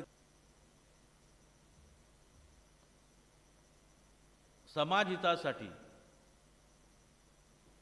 ज्या काही पुढच्या गोष्टी करण्याचा त्यांचा मानस असेल त्या सर्व अशी अपेक्षा या परिषदेच्या निमित्तानं मी व्यक्त करतो. आणि अधिक वेळ झाल्यामुळे आणि महत्त्वाचं माननीय किरणजी माने यांचं मार्गदर्शन आपणाला ऐकायचं असल्यामुळे मी माझं उद्घाटकीय निवेदन याच ठिकाणी थांबवतो. जय भीम, जय बुद्ध, जय भारत.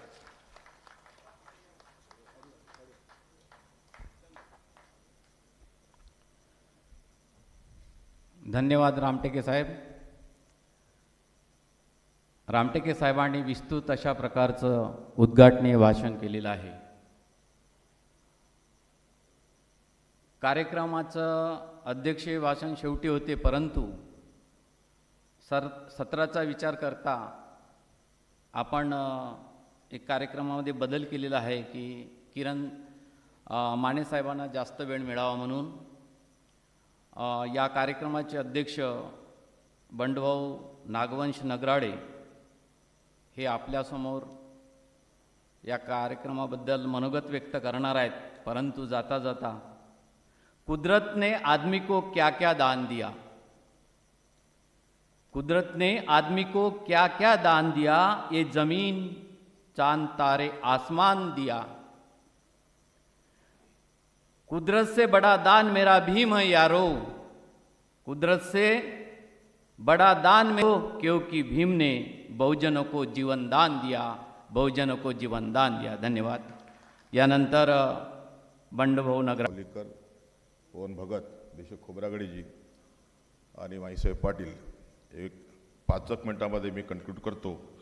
आणि आपणाला जी आतुरता लागलेली आहे मानेसाहेबांच्या भाषणाची त्यासाठी मी त्यांचा वेळ मोकळा करतो. बंधूंनो, आपण जर सर्वच मानत असाल की या आंबेडकरी चळवळीमध्ये आणि समाजामध्ये उदासीनता आहे, नक्कीच आहे, आम्हीही मानतो. आणि वावरे साहेब असतील, आम्ही अनेक मंडळी सातत्याने कार्यक्रम घेत आहोत की राजकीय पराभवाच्या परिणामातून जी उदासीनता समाजामध्ये पसरलेली आहे ती जर घालवायची असेल तर मोठ्या कार्यक्रमाचं आयोजन झालं पाहिजे, हे आम्ही ठरवून टाकलेलं आहे. आमचं दुसरं म्हणणं असं आहे की मग आंबेडकरी चळवळीमध्ये जे काही राजकीय पक्ष आहेत मग बन मायावतीजी असतील, आदरणीय बाळासाहेब आंबेडकर असतील किंवा चंद्रशेखर यांचा पक्ष असेल, आम्ही खेदाने या निर्णयावर आलोत की यापैकी कोणताही पक्ष दुसऱ्या पक्षांना संपवून येणाऱ्या 15 वर्षाच्या काळामध्ये पुढे जाऊ शकत नाही. ही काळ्या दगडावरची रेष आहे. मायावतीजीला बाळासाहेब संपवू शकत नाही, बाळासाहेबांना मायावतीजी संपवू शकत नाही, एक दुसऱ्याला संपवू शकत नाही. आणि मग एकादुका आमदार खासदार येतील. त्याच्या पलीकडे मला राजकीय चित्र जे आहे ते काही उत्साहवर्धक दिसत नाही. आणि मग हा जो काही कालावधी आहे, हा कालावधी हिंदू राष्ट्राकडे जातो, भारताचं संविधान बदलण्याच्या दिशेने जातो. आणि मग आमचे 3 मोठे पक्ष जर राजकीय दृष्ट्या काही अचीव करत नसतील तर मग ही राज्यघटना बदलू द्यायची काय, किंवा मग या देशाला हिंदू राष्ट्र बनवू द्यायचं काय. ते जर नसेल, ते बनवू द्यायचं जर नसेल तर मग आपल्याला एक पर्याय तो पुढे घेऊन आलं पाहिजे. आणि तो पर्याय मला असा दिसतो की 10-20 आमदार आणि खासदार तुमचे जरी आले तरी तुम्ही मोदींना आणि बीजेपीला रोखू शकत नाही. परंतु आंबेडकरी समाज जर एकत्र आला, आंबेडकरी समाज जर एकत्र आला तर मोदी नाही, त्याच्या बावाजीला सुद्धा आपण थांबवू शकतो. ही काळ्या दगडावरची रेष आहे. 1964ला आमदार खासदार नव्हते, सत्ता नव्हती, तरी पण या देशातल्या बलाढ्य सरकारला आपण झुकवू शकलो.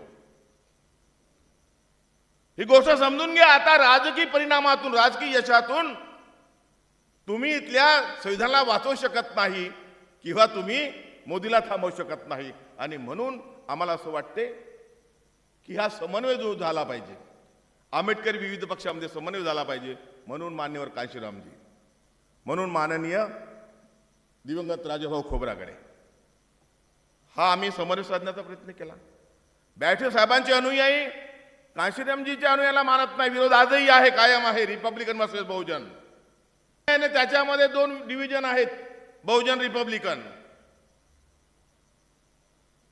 नुकसान कोणाचं होत असेल तर या देशातल्या आम्हा सर्व दलित शोषित पीडितांचं नुकसान होणार आहे. मग आपण निर्णय घेणार की नाही घेणार? मग निर्णय घ्यावा लागेल. आणि म्हणून आमचा हा प्रयत्न आहे की एक समन्वय घडवायचा.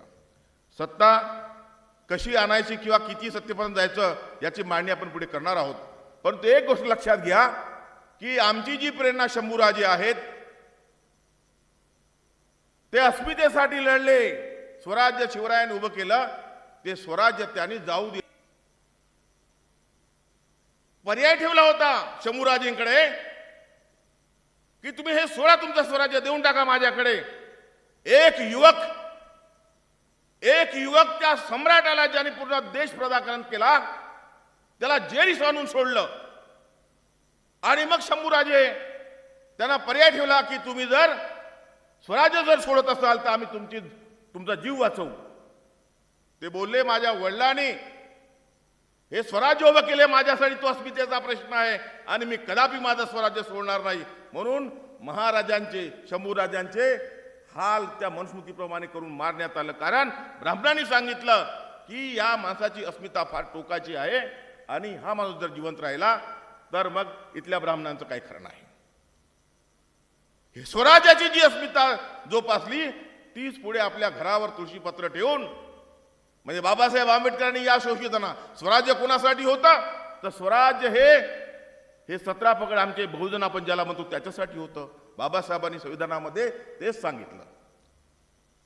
आणि मग त्यांचे अनुयायी बॅठे खोब्रागडे असतील किंवा काशीरामजी असतील, ती धुरा पुढे नेण्याचा प्रयत्न त्यांनी केला. बंधूंनो, हे सर्व करत असताना कुणासाठी केलं? या समाजासाठी केलं, पिढ्यांसाठी केलं. आणि आजची पिढी, इथे जर गायनाचा कार्यक्रम असता, इथे जर नाटकाचा कार्यक्रम असता, मन तुडुंब गर्दी असते. आणि मग आमच्याकडल्या ज्या अस्मिता ज्या आहेत निर्माण झालेल्या, जय जय जय जय जय जय जय जय भीम एवढं म्हटलं की झाली अस्मिता. दुपट्टा टाकला लांब लचक निळा दुपट्टा दिसले की वा वा वा आंबेडकरी अस्मिता. नांदन नांदन रमाच नांदन गाण्यावर ताल धरते आमची तरुणाई झाली अस्मिता. बाबासाहेबांच्या पुतळ्यापाशी येऊन नतमस्तक झाली अस्मिता. बस उद्या बाबासाहेबांचा 65 फुटाचा पुतळा बीजेपी दीक्षाभूमीवर मांडणार आहे या जन्मशताब्दी वर्षामध्ये. तिथे आम्ही अस्मिता शोधणार. बीजेपी आमच्या प्रतीकांमध्ये आम्हाला गुंतो आमच्या अस्मिता या प्रतीकामधल्या अस्मिताच्या माध्यमातून आमच्या युवकाला कशी डायव्हर्ट करू शकते त्याचं त्यांनी षडयंत्र केलेलं आहे. आणि म्हणून आम्ही त्यांना बळी पडणार नाही. आम्ही निराश होणार नाही. या निराशेला चिरल्याशिवाय राहणार नाही. बिलकुल चिरल्याशिवाय राहणार नाही.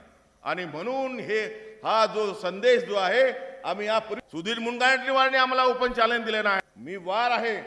वार कसा करायचा मला माहित आहे. त्यांनी मला उद्देशून म्हटलेला आहे. अरे कदाचित असेल षडयंत्र. आम्ही हार मानणारे नाही. आणि म्हणून या अस्मिता ज्या आहेत या अस्मिता तुम्ही जर केवळ प्रतीकामध्ये शोधत असाल ठीक आहे. आम्हाला ते तरुणाईचं मान्य आहे. परंतु त्यासोबतच वैचारिक आपली सिद्ध केली पाहिजे दाखवली पाहिजे. त्यासाठी बाबासाहेबांचे जे विचार आहेत ते विचार आपण या ठिकाणी आत्मसात केले पाहिजे. आजच्या युवकांना इंटरनेटच्या काळात बाबासाहेबांचे ग्रंथ घरी पडलेले जरी असतील कोणी वाचत नाही. म्हणून आंबेडकरी वैचारिक अस्मिता जी आहे ती जागृत करणं फार महत्त्वाचं असं आम्हाला वाटतं. आणि म्हणून या परिषदेच्या माध्यमातून आम्ही 4-5 विषय या ठिकाणी वैचारिक मांडणी करण्यासाठी ठेवलेले आहेत. आणि 2 दिवस याच्यावर विस्तृत चर्चा होणार आहे. माननीय रणजित मेश्राम साहेब येतील. त्यानंतर आपले प्राचा साहेब आहेत तेही येणार आहेत. माननीय लक्ष्मण यादव तेही मांडणी करणार आहेत. मी या ठिकाणी आमच्या अस्मितेच्या लढ्याला साथ देण्यासाठी माननीय माने साहेब या ठिकाणी आले. तेही अस्मितेसाठी लढताय. कशाला लढताय? आमचे बहुजनांची पोरं जे फिल्म सिटीमध्ये आहेत किंवा टीव्हीवर जे दिसतात माने साहेबांसोबत एवढा प्रचंड भेदभाव झालेला आहे. लक्षात घ्या. पोटावर मारलेला आहे. पोटावर. त्यांच्यासोबत जो अन्याय झाला ते वाचल्याबरोबर मी त्यांच्या 1-2 पोस्ट वाचल्या. त्यांचं मनोबल बघितलं मी. एक ताकदीचे कलाकार एका सिरियलमध्ये ते टाफर गेल्यामुळे फार पॉप्युलर झाले. आणि मग त्यांचे लाखो ट्रोल गँग जी आहे त्यांनी धमक्या दिल्या. प्रचंड धमक्या. मारण्याच्या धमक्या दिल्या. उद्ध्वस्त करू. तुला काम कसं मिळते बघून घेऊ.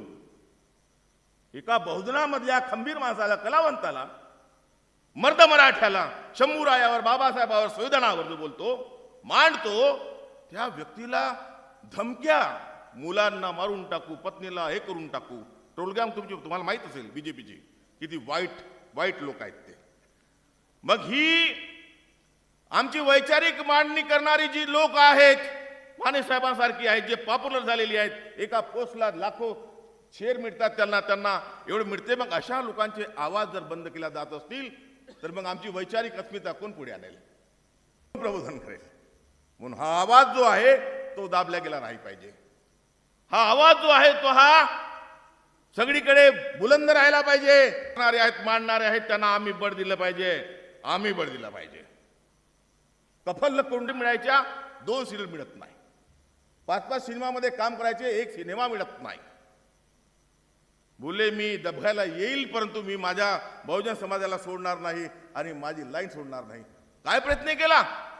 स्त्रियांना पुढे करून त्यांचं चारित्र्यहन करण्याचा प्रयत्न केला. डगमगले नाही. आणि मग त्या स्त्रिया समोर आल्या आणि त्या बापासारखी आम्हाला ट्रीट केलेला आहे. तुम्ही त्यांना बदनाम करू नका. एवढं षडयंत्र केलं. हे बहुजनांचे आमचे जे विचारवंत आहेत यांना संपवण्याचं जे नाटक आहे हा सुद्धा या देशामध्ये हिंदू राष्ट्र आणि संविधान संपवण्याच्या याच्यातला एक तो मोठा भाग आहे. आम्ही नपुसक आहोत का? आम्ही फाईट केलं पाहिजे. आणि अशा माणसांना आम्ही आज या ठिकाणी बहुजन हितकारी सभेतर्फे माननीय माने साहेबांना 1 लाख रुपयांची मदत जी आहे या ठिकाणी आम्ही जाहीर करतो. आणि समाजाने सुद्धा माने साहेबाला आर्थिकदृष्ट्या कुठलीही कमतरता पडू देऊ नये यासाठी त्यांना सुद्धा आर्थिक सहकार्य केलं पाहिजे आणि त्यांच्या पाठीमागे खंबीरपणे उभं राहिलं पाहिजे. बंधूंनो, असे जे व्यक्तिमत्व आहेत हे जर समाजामध्ये टिकले त्यांना जर आपण हिंमत देऊ शकलो तर मग हा जो अस्मितेचा लढा जो आहे तो आपण पुढे जिंकू शकतो. आणि म्हणून मी या ठिकाणी या 2 दिवसाच्या परिषदेमध्ये मला बोले परंतु मान्यवरांचे विचार जे आहेत आपण लवकरात लवकर आपण त्यांची संवाद होईल म्हणून मी या ठिकाणी थांबतो. जय भीम, जय भारत.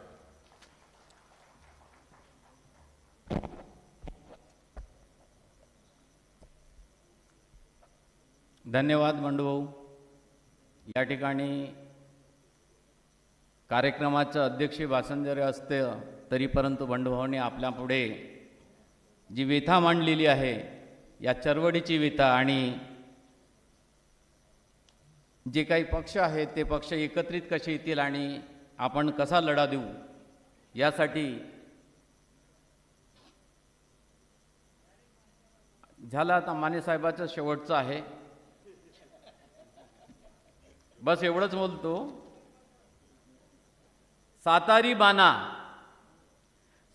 बाणा आणि तुकोबा रायांचा कणा असलेले किरण मानेसाहेब, सुप्रसिद्ध अभिनेता तथा विचारवंत, यांना तुम्हाला ऐकायचं आहे आणि आता लगेच ते आपल्यासमोर आपले विचार या ठिकाणी मांडणार आहेत.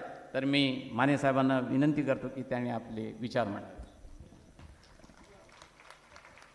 सगळ्यांना जय शिवराय, जय भीम. ते नगराळे सर जरा नाराज होते, फुल भरलं नाही, थिएटर फुल भरलं नाही. मला तर वाटतं की प्रचंड लोक आलेले. याचं कारण नाही नगराळे सर, मी जी पोस्ट केली होती ना, पंतप्रधान परत फिरले होते, मी पोस्ट त्यांचं नावही न घेता केली होती. मी लिहिलं होतं की आमच्या नाटकाला 1 प्रेक्षक प्रयोग करतो नाटकाचा, एवढंच केलं होतं. त्याच्यावर ट्रोल केलं होतं. पण आज तर भरपूर आहेत आणि विशेषतः डावी बाजू पूर्ण भरलेली आहे. डावी सगळ्यांनी एकदा जोशात एक घोषणा देऊया, जय भीम. बस हा आवाज आहे, उत्साह आहे. तथागत गौतम बुद्ध, जगद्गुरु संत तुकोबाराया, राजमाता जिजाऊ महासाहेब, छत्रपती शिवाजी महाराज, छत्रपती संभाजी महाराज, महात्मा फुले सावित्रीबाई फुले, राजर्षी शाहू महाराज आणि डॉक्टर बाबासाहेब आंबेडकर या आपल्या पूर्वजांचं, आपल्या महामानवांचं मी आजच्या दिवशी कृतज्ञतापूर्वक स्मरण करतो. ही सगळी नावं जेव्हा आपण घेतो ना, अभिमानानं घेतो, त्यावेळी आपल्या डोळ्यासमोरून तरळून जातो तो 3 महत्त्वाच्या कालखंडांचा इतिहास. हे 3 महत्त्वाचे कालखंड आधी समजून घेऊया आणि आजच्या परिस्थितीवर येऊया आपण. सगळ्यात पहिल्यांदा येतो तो प्राचीन काळ. या प्राचीन काळात तथागत बुद्ध आले आणि त्यांनी स्वातंत्र्य, समता, बंधुता या मूल्यांना जन्म दिला. बहुजनांसाठी अतिशय उपयुक्त या मध्ययुगीन काळात हीच मूल्ये जी आहेत, स्वातंत्र्य, समता, बंधुता, ही बुडणाऱ्या बहुजनांमध्ये रुजवण्यासाठी आपल्या प्राणांचीही पर्वा न करता लढले ते जगद्गुरु संत तुकोबाराया. तुकोबाराया म्हणजे बहुजनांचे हिरो होते. वर्चस्ववाद्यांच्या विरोधात दंड थोपटून उभे राहिले ते. बुद्ध विचार तुकाराम गाथेत उतरवला आणि वारकरी संप्रबिंदूवर घेऊन गेले ते. नंतर याच विचारांपासून प्रेरणा घेऊन स्वातंत्र्य, समता, बंधुता या मूल्यांच्या पायावर स्वराज्याची निर्मिती केली छत्रपती शिवाजी महाराजांनी. आणि या स्वराज्याचं रक्षण करण्यासाठी आपल्या प्राणांची आहुती आहे. हा मध्ययुगीन काळ असा सोन्यासारखा लखलखून उजळला. आजही आपल्या बहुजनांसाठी हा मध्ययुगीन काळ म्हणजे अभिमानाची गोष्ट आहे. यानंतर आधुनिक काळाचा सूर्य उगवला. या आधुनिक काळात हीच मूल्य जी प्राचीन काळापासून आलेली आहेत, स्वातंत्र्य, समता, बंधुता, ही मूल्य पुन्हा बहुजनांपर्यंत पोहोचवण्यासाठी आपली एक त्रिमूर्ती सूर्याच्या तेजानं लखलखली, ती म्हणजे फुले शाहू आंबेडकर. या त्रिमूर्तीनं बहुजनांचं आयुष्य उन्नत केलं, उदात्त केलं, समृद्ध केलं. सगळ्यात पहिल्यांदा स्वातंत्र्य, समता, बंधुता या मूल्यांची शस्त्र हातात घेतली आणि सामाजिक शैक्षणिक क्रांती घडवली सावित्रीबाई फुले, ज्योतिबा फुले यांनी. त्यानंतर याच मूल्यांच्या आधारानं आपल्या संस्थानामध्ये क्रांतिकारक पावलं टाकली आणि बदलाची सुरुवात स्वतःपासून केली राजर्षी शाहू महाराजांनी. आणि त्यानंतर बहुजनांना गुलामगिरीतून मुक्त करणारी त्रिसूत्री संविधानात आणून या भूमीवरचा वर्चस्ववाद, उच्च नीचता, गुलामगिरी, जातीभेद, वर्णभेद याच्यावर शेवटचा घाव घातला डॉक्टर बाबासाहेब आंबेडकरांनी. आधुनिक काळातली ही जी 3 रत्न आहेत ना आपली, फुले, शाहू, आंबेडकर, ज्यांनी आपल्याला एक देश म्हणून एकत्र बांधलं, सगळ्यांना स्वातंत्र्य दिलं. स्वातंत्र्याचं मोल मगाशी कुणी कुणापेक्षा उच्च नाही, नीच नाही. राजवाड्यात राहणारा माणूस असो किंवा झोपडीत राहणारा माणूस असो, सगळ्यांना समान न्याय. एकमेकांशी बंधुतेचं नातं निर्माण करायची संधी मिळाली. हे सगळं झालं ते या 3 रत्नांमुळे, फुले, शाहू, आंबेडकर. ही 3 रत्नांची माळ जी आहे ना, ती प्रत्येक बहुजनानं 7 काळजाच्या आत जपून ठेवावी अशी. आपले पाटीलताई आहे, मागे काही वर्दीतल्या महिला बसलेल्या आहेत ज्या इथे सुरक्षेसाठी आलेल्या आहेत. किती अभिमानाची गोष्ट ही. नाहीतर आपण खूप काही सोचलं होतं, एकाधिकारशाही, हुकुमशाही, लष्करशाही, ब्राह्मणशाही, सगळं सोचलंय आपण बहुजनांनी. मोगलाई, पेशवाईचे घाव सोसलेत. त्यानंतर फाळणीची वेदना सोसून काळानं या देशाला जन्म दिला. भारत हे अनाथ कुपोषित बालक घेऊन आपला भीमराया लोकशाहीच्या झोपडी पुढे गेला. तिला म्हणाला, बाई ग, या लेकराचा सांभाळ करती. म्हणाली, माझ्याकडे काय आहे? काय नाही, मातीच्या कोड्याची साधी झोपडी आहे माझी, बसायला फाटकी सत्र. तुझ्या डोळ्यात गोरगरिबांविषयी अपार माया आहे, काळजात. मग काय, भारतात लोकशाही आली, आनंदी आनंद झाला. अहो, 5000 वर्षांपूर्वी इथं गुण्या गोविंदानं राहणाऱ्या मूल निवासींवर खैबर खिंडीतून आलेल्या युरेशियनांनी केलेल्या हल्ल्यापासून ते पेशवाईपर्यंत अनेक क्रांत्या, प्रतिक्रांत्या पाहिलेल्या या भूमीवर पुन्हा एकदा बुद्ध हसला, कारण बहुजन गुलामगिरीतून मुक्त झाला. आता हे असंच अबाधित राहणार, आता सुवर्णयुग येणार, या आनंदात आपल्याला मस्त झोप लागली. आपल्या महामानवांनी आपल्याला कानी कपाळी ओरडून सांगितलं होतं की प्रत्येक क्रांतीनंतर हे वर्चस्ववादी विषारी साप बिळात लपून बसतात संधीची वाट बघत, आणि नंतर संधी आली की झेप घेतात, तुम्हाला दंश करतात. विसरून गेलो आपण. थेट त्यांनी डंख केल्यावरच आपल्याला हातपाय बांधले गेलेत. जी मूल्य तथागत बुद्धांपासून चालत आली आहेत, स्वातंत्र्य, समता, बंधुता, त्या मूल्यांवरच घाला आलाय. आपलं स्वातंत्र्य हिरावून घेतलं गेलंय. सगळ्यात सुंदर मूल्य कुठलं असेल तर स्वातंत्र्य. किती सुंदर मूल्य आपल्याला बुद्धांनी दिलंय, तेच हिरावून घेतलं गेलं आपल्यापासून. तुम्ही काय बोलायचं, कलावंतांनी कला सादर करताना कोणावर टीका करायची, तुम्ही कपडे कुठले घालायचे, कशा पद्धतीचे घालायचे, तुम्ही तुमच्या घरात काय खायचं, तुम्ही सोशल मीडियावर पोस्ट काय करायची, एखाद्याच्या पोस्टवर कमेंट काय करायची, सगळ्या गोष्टींवर बंधनं आलीत. तुमचं स्वातंत्र्यच हिरावून घेतलं गेलंय. समता नष्ट झालीये, बंधुतेची वाट लागलेली आहे. हे सगळं होऊ कसं शकलं? भीमरायानं एवढं भक्कम संविधान आपल्याला दिलेलं असताना वर्चस्ववाद्यानं हे शक्य कसं झालं, याचा जरा आपण थोडासा विचार करूया. मी फार वेळ नाही घेणार तुमचा. याचा विचार करूया, यातून बाहेर निघण्यासाठी मार्ग शोधूया. एवढंच आपण करू शकतो आता. हे शक्य कसं झालं?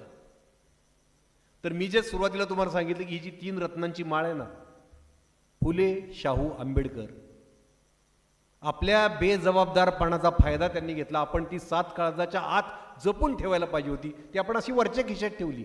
फक्त जय जयकार करत राहिलो त्यांचा. त्यांनी अलगदपणे ती शाहूंपासून आंबेडकर वेगळी केली. ती 3 रत्नांची माळ तोडून टाकली, बहुजनांमध्ये उभी फूट पाडली. आता आपण थोडं प्राचीन काळात जाऊया.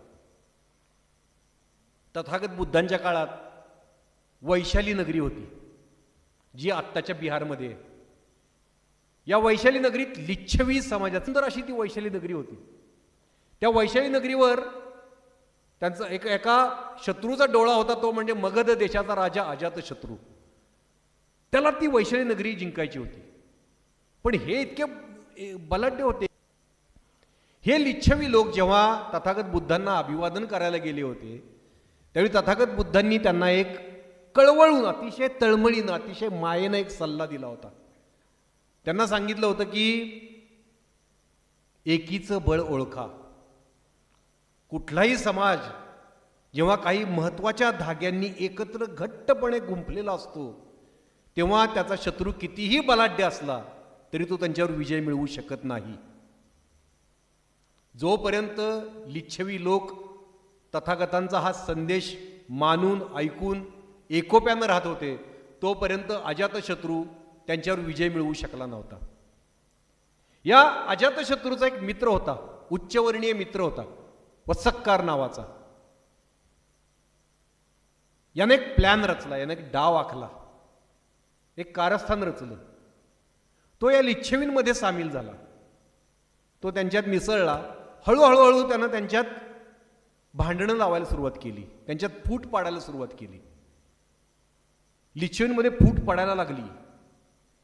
आणि जेव्हा वसक्काराला कळलं की आता व्यवस्थित हे सगळे एकमेकांपासून वेगळे झालेले आहेत, मग त्यानं अजातशत्रूला निरोप दिला की आता हल्ला कर तू. ज्यावेळी अजातशत्रू वैशाली नगरीवर चाल करून आला त्यावेळी एकही लिच्छवी सरदार उभाच राहीना लढायला त्याच्या विरुद्ध. सगळे एकमेकांना म्हण, तू माझ्यापेक्षा शूर आहेस ना, तू लढ ना. दुसरा म्हणायचा, तू बघू ना माझ्याशिवाय काय करून दाखवतेस ते. असं म्हणत अजातशत्रू विरोधात कुणीही लढायला उभं राहिलं नाही. कुठल्याही बळाशिवाय वैशाली नगरी अजातशत्रूच्या घशात गेली. आज याच गोष्टीची पुनरावृत्ती होती. वर्तमानातली ही वसक्कारी विचारधारा आहे ना, फुले शाहू आंबेडकर ही त्रयी तोडली, ज्याचे परिणाम अख्खा देश भोगतोय. तिन्ही महामानवांच्या अनुयायांमध्ये उभी फूट पडली. आपण आपल्यातच भिंती उभ्या केल्यात आणि त्यामुळे आपणच गुलामगिरीत लोटले जातोय. कुठल्याही बळाशिवाय ही भूमी वर्चस्ववाद्यांच्या ताब्यात चाललेली आहे, जवळजवळ गेलेली आहे. काही त्यांना बळ लावायला लागलं नाही, फक्त तुमच्यात फूट पाडली. मग काय होतं? आजच्या आता वर्तमानात येऊया. जेव्हा परभणीला संविधानाच्या रक्षणासाठी रस्त्यावर उतरलेला सोमनाथ सूर्यवंशी पोलीस कोठडी मारला जातो. आंदोलन करायला कोण उतरतं? आंबेडकरी समाज फक्त, बाकीचे बघत राहतात. बीडला एक होतकरू तरुण उमदा सरपंच संतोष देशमुख निर्घृण पद्धतीने मारला जातो. फक्त मराठा समाज पेटून उठतो. मराठाला फूस लावली जाते, ओबीसींना भडकवलं जातं त्यांच्या विरोधात. मग काय? आपला एक माजी राज्यपाल येतो, तो उघड उघड सावित्रीबाई फुले, महात्मा फुलेंवर काही अर्वाच्या शब्दात बोलतो, काही विधानं करतो. आपल्या देशाचा एक उच्च पदस्थ नेता थेट संसदेत डॉक्टर बाबासाहेब आंबेडकरांविषयी हिणकच वक्तव्य करतो, त्यांना कमी लेखतो. कुठला तरी एक माणूस जो ज्याला गुरुजी गुरुजी म्हणतात, तो सरळ सरळ महात्मा गांधींच्या मातेवर अश्लील आरोप करतो. इंद्रजित सावंतांनी छत्रपती संभाजी महाराजांचे गद्दार कोण होते हे शोधून काढलं म्हणून प्रशांत कोरटकर सारखा एखाद्या नीच विचारधारेतल्या गटारातला किडा थेट छत्रपती शिवाजी महाराज, छत्रपती संभाजी महाराज यांना शिवेच देतो. एवढंच नाही तर राजमाता जिजाऊ माँसाहेब यांचं चारित्र्य हनन करतो. तरी बहुजन समाज एकमेकांकडे बघतोय. तुझा महामानव आहे ना, तू बोल. तुझा महामानव आहे ना, तू बोल. आपल्याला कळत नाही की आपण आपल्या महामानवांच्या विचारांशी गद्दारी करतोय. त्यांना हे अपेक्षित नव्हतं. काय झालंय की त्यांनी आपल्याला शिकवलं, आपल्याकडे चांगली परिस्थिती आली, खिशात पैसा आला, खिशात खुळखुळणाऱ्या पैशानं आपला मेंदू बधीर करून टाकलाय. या महामानवांनी आपल्यासाठी काय केलं हेच आपल्याला माहित नाही. हे मूळ कारण आहे की कुठल्याही बळाशिवाय हे का आज संविधान संपवू पाहतात. बरं, संविधान संपवणं म्हणजे काय? लगेच त्याच्यावर नरेटिव्ह येतं की आम्ही नाही संविधान संपवत. अहो, एक कॉमेडियन येतो, एक कॉमेडियन सरळ सरळ काही काही गंमत करतो आणि त्यांच्यावर टीका करतो, तर त्या कॉमेडियनला सरळ सरळ मारायची भाषा केली जाते मंत्र्यांकडूनच. यालाच म्हणतात संविधान विरोधी बोलणं, वक्तव्य. आणखीन कसला पुरावा पाहिजे की संविधान संपवलं जातंय आपल्या डोळ्यासमोर? त्याची कारणं ही आहेत. त्यांनी उभी फूट पाडलेली आहे तुमच्यात. मराठा विरुद्ध दलित, दलित विरुद्ध ओबीसी काढतील आणि लगेच मराठा दलित सुरू होईल, काहीही सुरू होईल. आपण का त्याला बळी पडायचं? समोर कुठली गोष्ट आली की आपण लगेच का रिॲक्ट होतोय? आपल्याला कळलं पाहिजे की आपल्या मेंदूत काहीतरी कचरा भरला जातोय. आपण सतत सजग राहिलं पाहिजे, हे आपण विसरतोय. सतत सजग राहिलं पाहिजे की तुकाराम महाराजांचा प्रक्षिप्त अभंग पसरवला आणि मुद्दाम दलितांना उचकवायचा प्रयत्न झाला. जगद्गुरु संत तुकोबाराय म्हणालेत की महारासी शिवे कोपे ब्राह्मण तो नव्हे. असं म्हणणारे तुकोबाराय ते भेदभाव कधी करतील का? पण मुद्दाम उचकवण्याचा प्रयत्न होतो का? तर दोन्ही समाज आहेत ना, दोन्ही महामानवांचे अनुयायी, त्यांच्यात भांडण सुरू व्हावीत. म्हणजे वरच्यावर मलिदा तिसऱ्यांदाच खाता येतो वर्चस्ववाद्यांना. हे कारस्थान आहे. म्हणून मेंदू जपा. आपल्या सगळ्यांनी मेंदू जपला पाहिजे. म्हणजे मी काय तुम्हाला उपदेश करत नाही, मीही स्वतःला सांगतोय. मेंदू हा खूप महत्वाचा अवयव आहे. डॉक्टर आहा साळुंके तात्या म्हणतात, हे मी प्रत्येक ठिकाणी सांगतो कारण सांगणं गरजेचं आहे, की ज्यांना लोकांना गुलाम बनवायचं असतं ते लोकांच्या पहिल्यांदा मेंदूवर कब्जा करतात, त्यांचा मेंदू ताब्यात धरतात. म्हणजे काय? त्यांना स्वतंत्रपणे विचार करू देत नाहीत. ते म्हणतात हे असं असं आहे, हेच डोक्यात ठेवा. जसं मगाशी एक कोणाचा तरी भाषणात शब्द आला, कारण कार्य बसायला सांगितलंय, ते आपण विसरून गेलोय. फक्त डॉक्टर बाबासाहेब आंबेडकर की जय म्हणायचं. त्यांनी आपल्याला कारण कार्य संबंध, बरं कारण कार्य संबंध कुठून आलाय? तर बुद्धांनी सांगितलंय. कुठली गोष्ट घडते तर त्याचं मूळ शोधा. आज आपण काही नाही, आपण सरळ आपला मेंदू त्यांच्या ताब्यात दिलाय. त्यांनी सांगायचं आणि आपण उभं राहायचं. त्यामुळे आपल्यालाच फूट पडायला लागली. मेंदू आपल्या ताब्यात ठेवला पाहिजे. खूप महत्वाचा अवयव आहे मेंदू. किती महत्वाचं आहे तुम्हाला सांगतो. आपलं शरीराचं जेवढं वजन असतं त्याच्यात 2% वजन फक्त मेंदूचं असतं. पण आपण जो श्वास घेतो त्यातला 25% श्वास फक्त ऑक्सिजन फक्त मेंदूला जातो. 14 अब्ज पेशी मेंदूत असतात. मेंदू ठरवतो की तुम्ही यशस्वी होणार आहे का अपयशी होणार आहे. मेंदू ठरवतो तुमचा उत्कर्ष होणार आहे का तुमची अधोगती होणार आहे. इतका मेंदू महत्वाचा आहे. त्या मेंदूत आपण काही भरून घेतोय आजकाल. त्याचा परिणाम आता आपला संविधान, आपला देश आपल्या हातातून चाललाय. त्याचं कारण ते आहे कारण मेंदू आपण दुसऱ्याच्या ताब्यात दिलाय. तथागत बुद्धांनी सांगितलंय की पराधीनता हे दुःखाचं मूळ आहे. जगद्गुरु संत तुकोबरायांनी हेच अभंगातून सांगितलंय. साधन तयासी साधे रे स्वाधीन ज्याची बुद्धी, पराधीनता घात रे थोर जाण संबंधी. साधन तयासी साधे रे म्हणजे प्रत्येक गोष्ट ज्याला मला जी गोष्ट पाहिजे ती साध्य तेव्हाच होते. स्वाधीन ज्याची बुद्धी, माझी बुद्धी जर माझ्या अधीन असेल तरच. तथागत बुद्धांनी हेच सांगितले ना, पराधीनता हे दुःख. तुम्ही पराधीन असाल, तुमच्या आयुष्यातले निर्णय जर तुम्ही घेत नसाल दुसराच कोणीतरी घेतोय. तुम्ही काय बोलायचं हे दुसराच कोणीतरी ठरवतोय. तुम्ही काय विचार करायचा हे तिसराच सांगतोय. हे दुःखाचं मूळ आहे आपल्या. आणि आज बहुजन समाज दुःखात आहे. त्याचं कारण ते आहे कारण आपण पराधीन झालोय. म्हणजे बुद्ध विचारांपासून लांब चाललोय. बुद्ध विचारांपासून लांब जाणं म्हणजे संविधानापासून लांब जाणं. मग आपण महामानवांचा जय जयकार करून काही उपयोग नाही. म्हणून मेंदू ताब्यात ठेवा आपला. तुमच्या मेंदूवर हल्ला कुठल्या मार्गाने केला जातोय? 3 मार्ग आहेत. WhatsApp forward. आपल्या हातातल्या मोबाईलमध्ये व्हॉट्सॲप नावाचं एक ॲप आहे. त्याच्यापेक्षा थोडा जास्त वापर आपल्या धडावर एक डोकं आहे, त्या डोक्यात एक मेंदू आहे, त्याचा करायचा. आपण काही मेसेज आला की आधी आपण तपासून बघायचं की याच्यामागे कारण काय असेल. हा मेसेज फॉरवर्ड करण्यामागचं त्याची चिकित्सा करायची, त्याच्या मुळाशी जायचं. डॉक्टर बाबासाहेब आंबेडकरांनी सांगितलंय, जांचो परखो फिर मानो. त्यांनी सांगितलं ना, आता करा की हे खरं आहे का खोटं आहे. News channels. दुसरं म्हणजे न्यूज चॅनलच्या माध्यमातून ते आता तुम्हाला ड्राईव्ह करतात. न्यूज चॅनल सांगतात की आज तुम्ही ह्या गोष्टीवर वाद घालायचा. न्यूज चॅनलला कोणीतरी ड्राईव्ह करत असतं की आज ही बातमी फिरवा, आज याची मुलाखत घ्या. बरोबर ठराविक लोकांकडे बरोबर कॅमेरा वळतो बघा. अचानक कोणतरी टोपीवाला म्हातारा दिसायला लागतो, अचानक दुसराच कोणतरी दिसायला लागतो, चष्मेवाला माणूस, जाड चष्मेवाला. अचानक असं नाही अचानक दिसत, त्यांना आदेश गेलेला असतो की जा आज ह्याची मुलाखत घ्या आणि याला कुठला तरी वाद उकरून काढायला सांगा. मग तो वाद उकरून काढतो आणि आपण त्याच्यावरच भांडत बसतो. न्यूज चॅनल तुम्हाला गुलाम बनवण्यासाठी ही साधनं आहेत. WhatsApp forwards, news channel. तिसरं म्हणजे प्रोपोगंडा सिनेमे.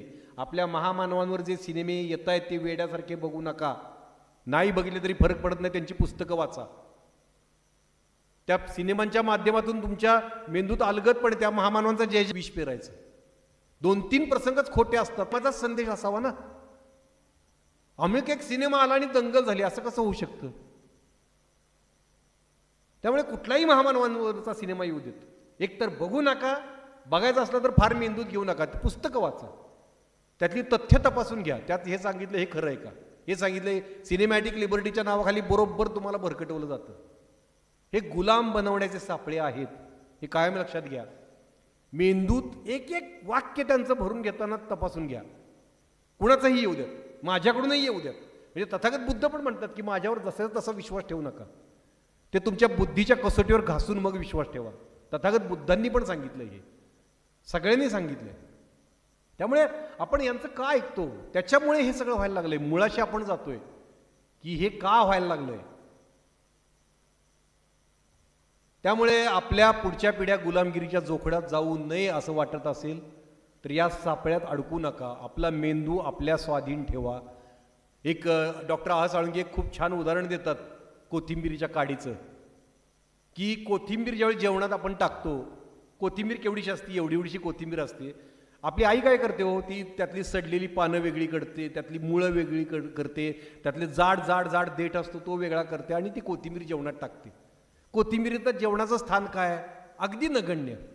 कोथिंबीरीची चव किंवा कोथिंबीरी समजा तिने त्या मुळांसहित अशी जशी तशी कोथिंबीरी टाक, फार काय होणार नाही, पण तरीही आई ते निवडून कोथिंबीर टाकते, कारण ती पोटात जाणार असते.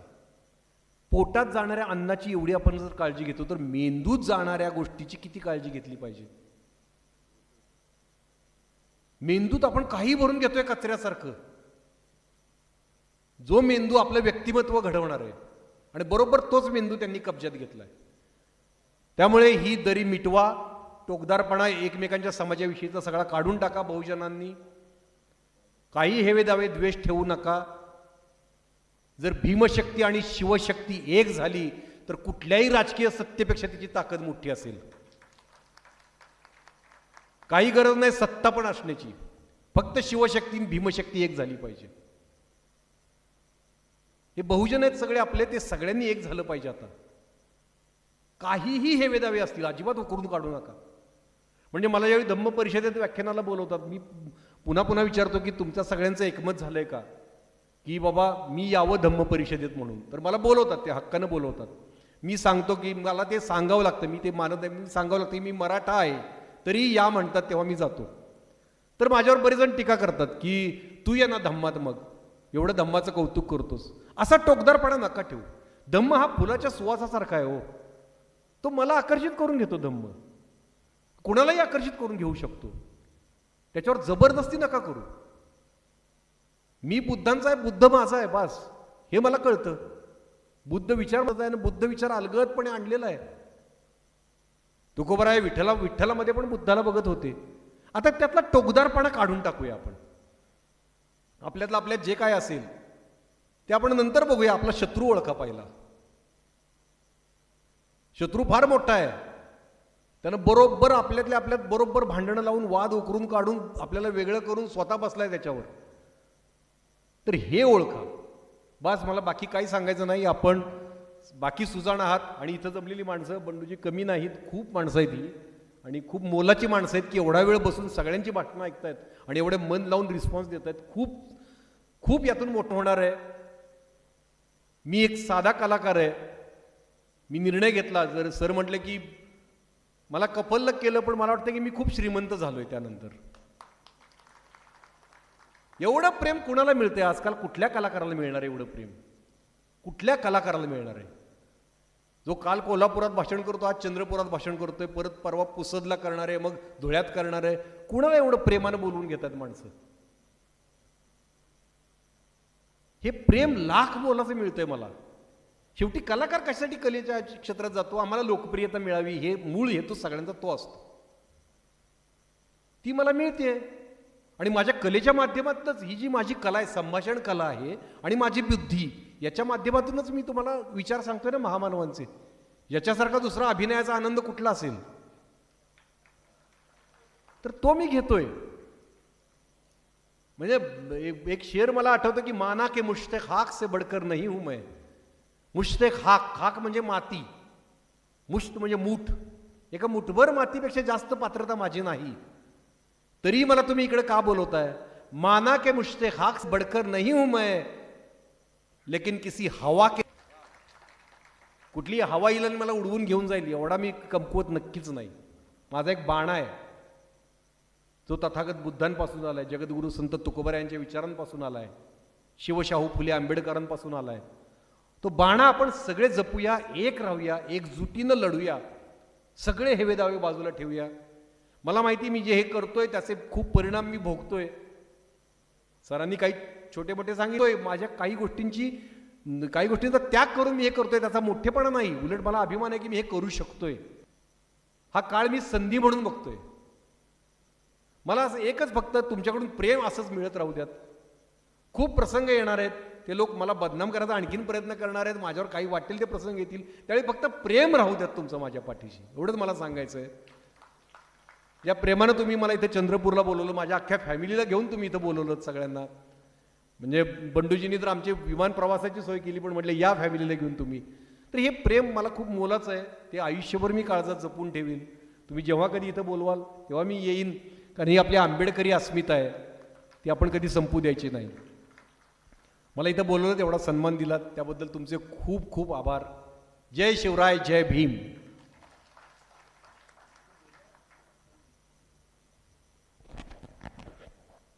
धन्यवाद सर. सरांनी अतिशय उत्तमरित्या आपणाला मार्गदर्शन केलेले आहे. आणि आपण बहुजनवादी एकत्र कशी राहू यासाठी कोणत्याही क्षेत्रामध्ये असलो तरी एकत्रित राहण्याचा प्रयत्न केला पाहिजे. आणि म्हणून तुमच्यासाठी सांगतो आहे, सोच को बदलो सितारे बदल जाएंगे, नज़र को बदलो नज़ारे बदल जाएंगे, कश्तियाँ बदलने की ज़रूरत नहीं, लेकिन आप अपने दिशा को बदलो, किनारे ही बदल जाएंगे, किनारे ही बदल जाएंगे. इसी के साथ मैं यहाँ पर आभार प्रदर्शन के लिए पंकज ताड़े साहब को बुलाता हूँ. पंकज ताड़े. धन्यवाद. बहुजन हित 2 दिवसीय भव्य आंबेडकरी अस्मिता परिषदेचं या ठिकाणी आयोजन होत आहे. तथा विचारवंत मुंबई हे आमच्या विनंतीला तसेच आजच्या या कार्यक्रमासाठी उद्घाटक म्हणून लाभलेले माननीय अशोकजी रामटेपे, रिपब्लिकन नेते तथा माजी नगरपरिषद उपाध्यक्ष ब्रह्मपुरी, हे सुद्धा या भगत हे दोन्ही सत्कारमूर्ती आहेत आणि त्यांचा सत्कार करण्याचा मान या ठिकाणी आपल्याला मिळालेला आहे. त्यामुळे मी मानतो आणि असा एक आपण या ठिकाणी ब्रेक देतो आहेत आणि लगेचच दुसऱ्या सत्राला आपण सुरुवात करतो आहे. ते महिलांसाठीचं आणि विषय आहे महिला मुक्ती कोण पथे. या कार्यक्रमासाठी चे अध्यक्ष डॉक्टर अभिलाषा गावतुरे मॅडम आहेत. प्रमुख मार्गदर्शक हबप माईसाहेब पाटील ह्या आज स्टेजवरच आहेत आणि त्या प्रमुख मार्गदर्शन करणार आहेत. तसेच मृणाल कांबळे आणि तनुजा रायपुरे ह्या सर्व आहेत. हे लगेचच एक 10 मिनिटात प्रस्तावना करणारे मॅडम तनुजा रायपुरे मॅडम ह्या सुद्धा या आणि लगेच या ठिकाणी उपेंद्र वनकर सर हे या ठिकाणी गीत सादर करतील. Hello check. Hello hello check check. Hello hello hello check check. Hello check. Play करा ट्रॅक.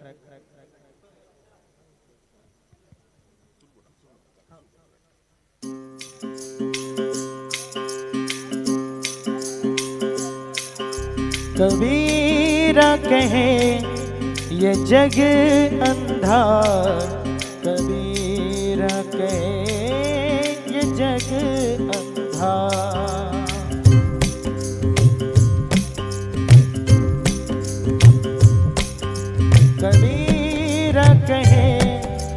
जग अंधा। कबीर कहे ये जग अंधा। अंधी जैसे गाय बछड़ा था सो मर गया। अंधी जैसे गाय बछड़ा था सो मर गया। झूठी जाम चटा। कबीर कहे ये जग अंधा। कबीर कहे ये जग अंधा।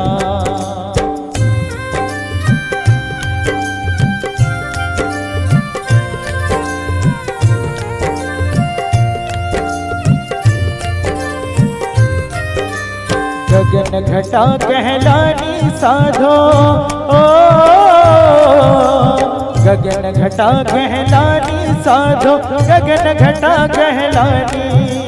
पूर्व दिशा से उठी है बदरिया। हो पूर्व दिशा से उठी है बदरिया। रिम झिम बरसत पानी। रिम झिम बरसत पानी। पूर्व दिशा से उठी है बदरिया। रिम झिम बरसत पानी। हो रिम झिम बरसत पानी। अंधे जैसे गाय बछड़ा था सो मर गया। झूठी जाम चटा। कबीर कहे ये जग अंधा। कबीर कहे ये जग अंधा।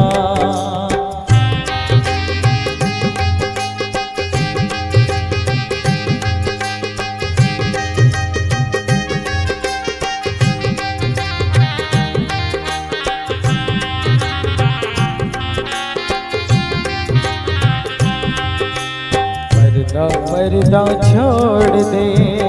हो पर्दा छोड़ दे। बिन पर्दे के बाद। पर्दा छोड़ दे। बिन पर्दे के बाद। दुल्हन से दुल्हा मिला तो। दुल्हन से दुल्हा मिला तो। भीगी बड़ी बारात। कबीर कहे ये जग अंधा। कबीर कहे ये जग अंधा।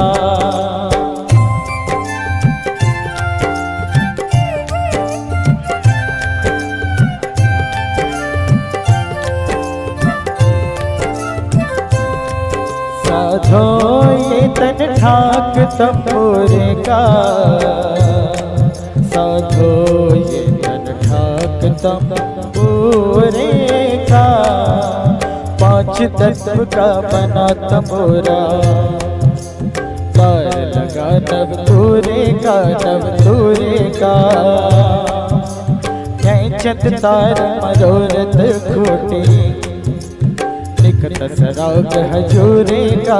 हजूरे का। टूटा तार बिखर गए खोटी। टूटा तार बिखर गए खोटी। हो गया धुर मधुरे का। धुर मधुरे का। धुर मधुरे का। कबीर कहे ये जग अंधा। कबीर कहे ये जग अंधा। अंधी जैसी गाय बछड़ा था जैसी गाय। कबीर अंधा। कबीर कहे ये जग अंधा। महिला मुक्ती कोण पते बहुजनांच्या नेत्या अभिलाषा गावतुरे या ठिकाणी आलेले आहेत. मी सर्वांना विनंती करेल की आपण एक 5-10 मिनिट लगेचच आदरणीय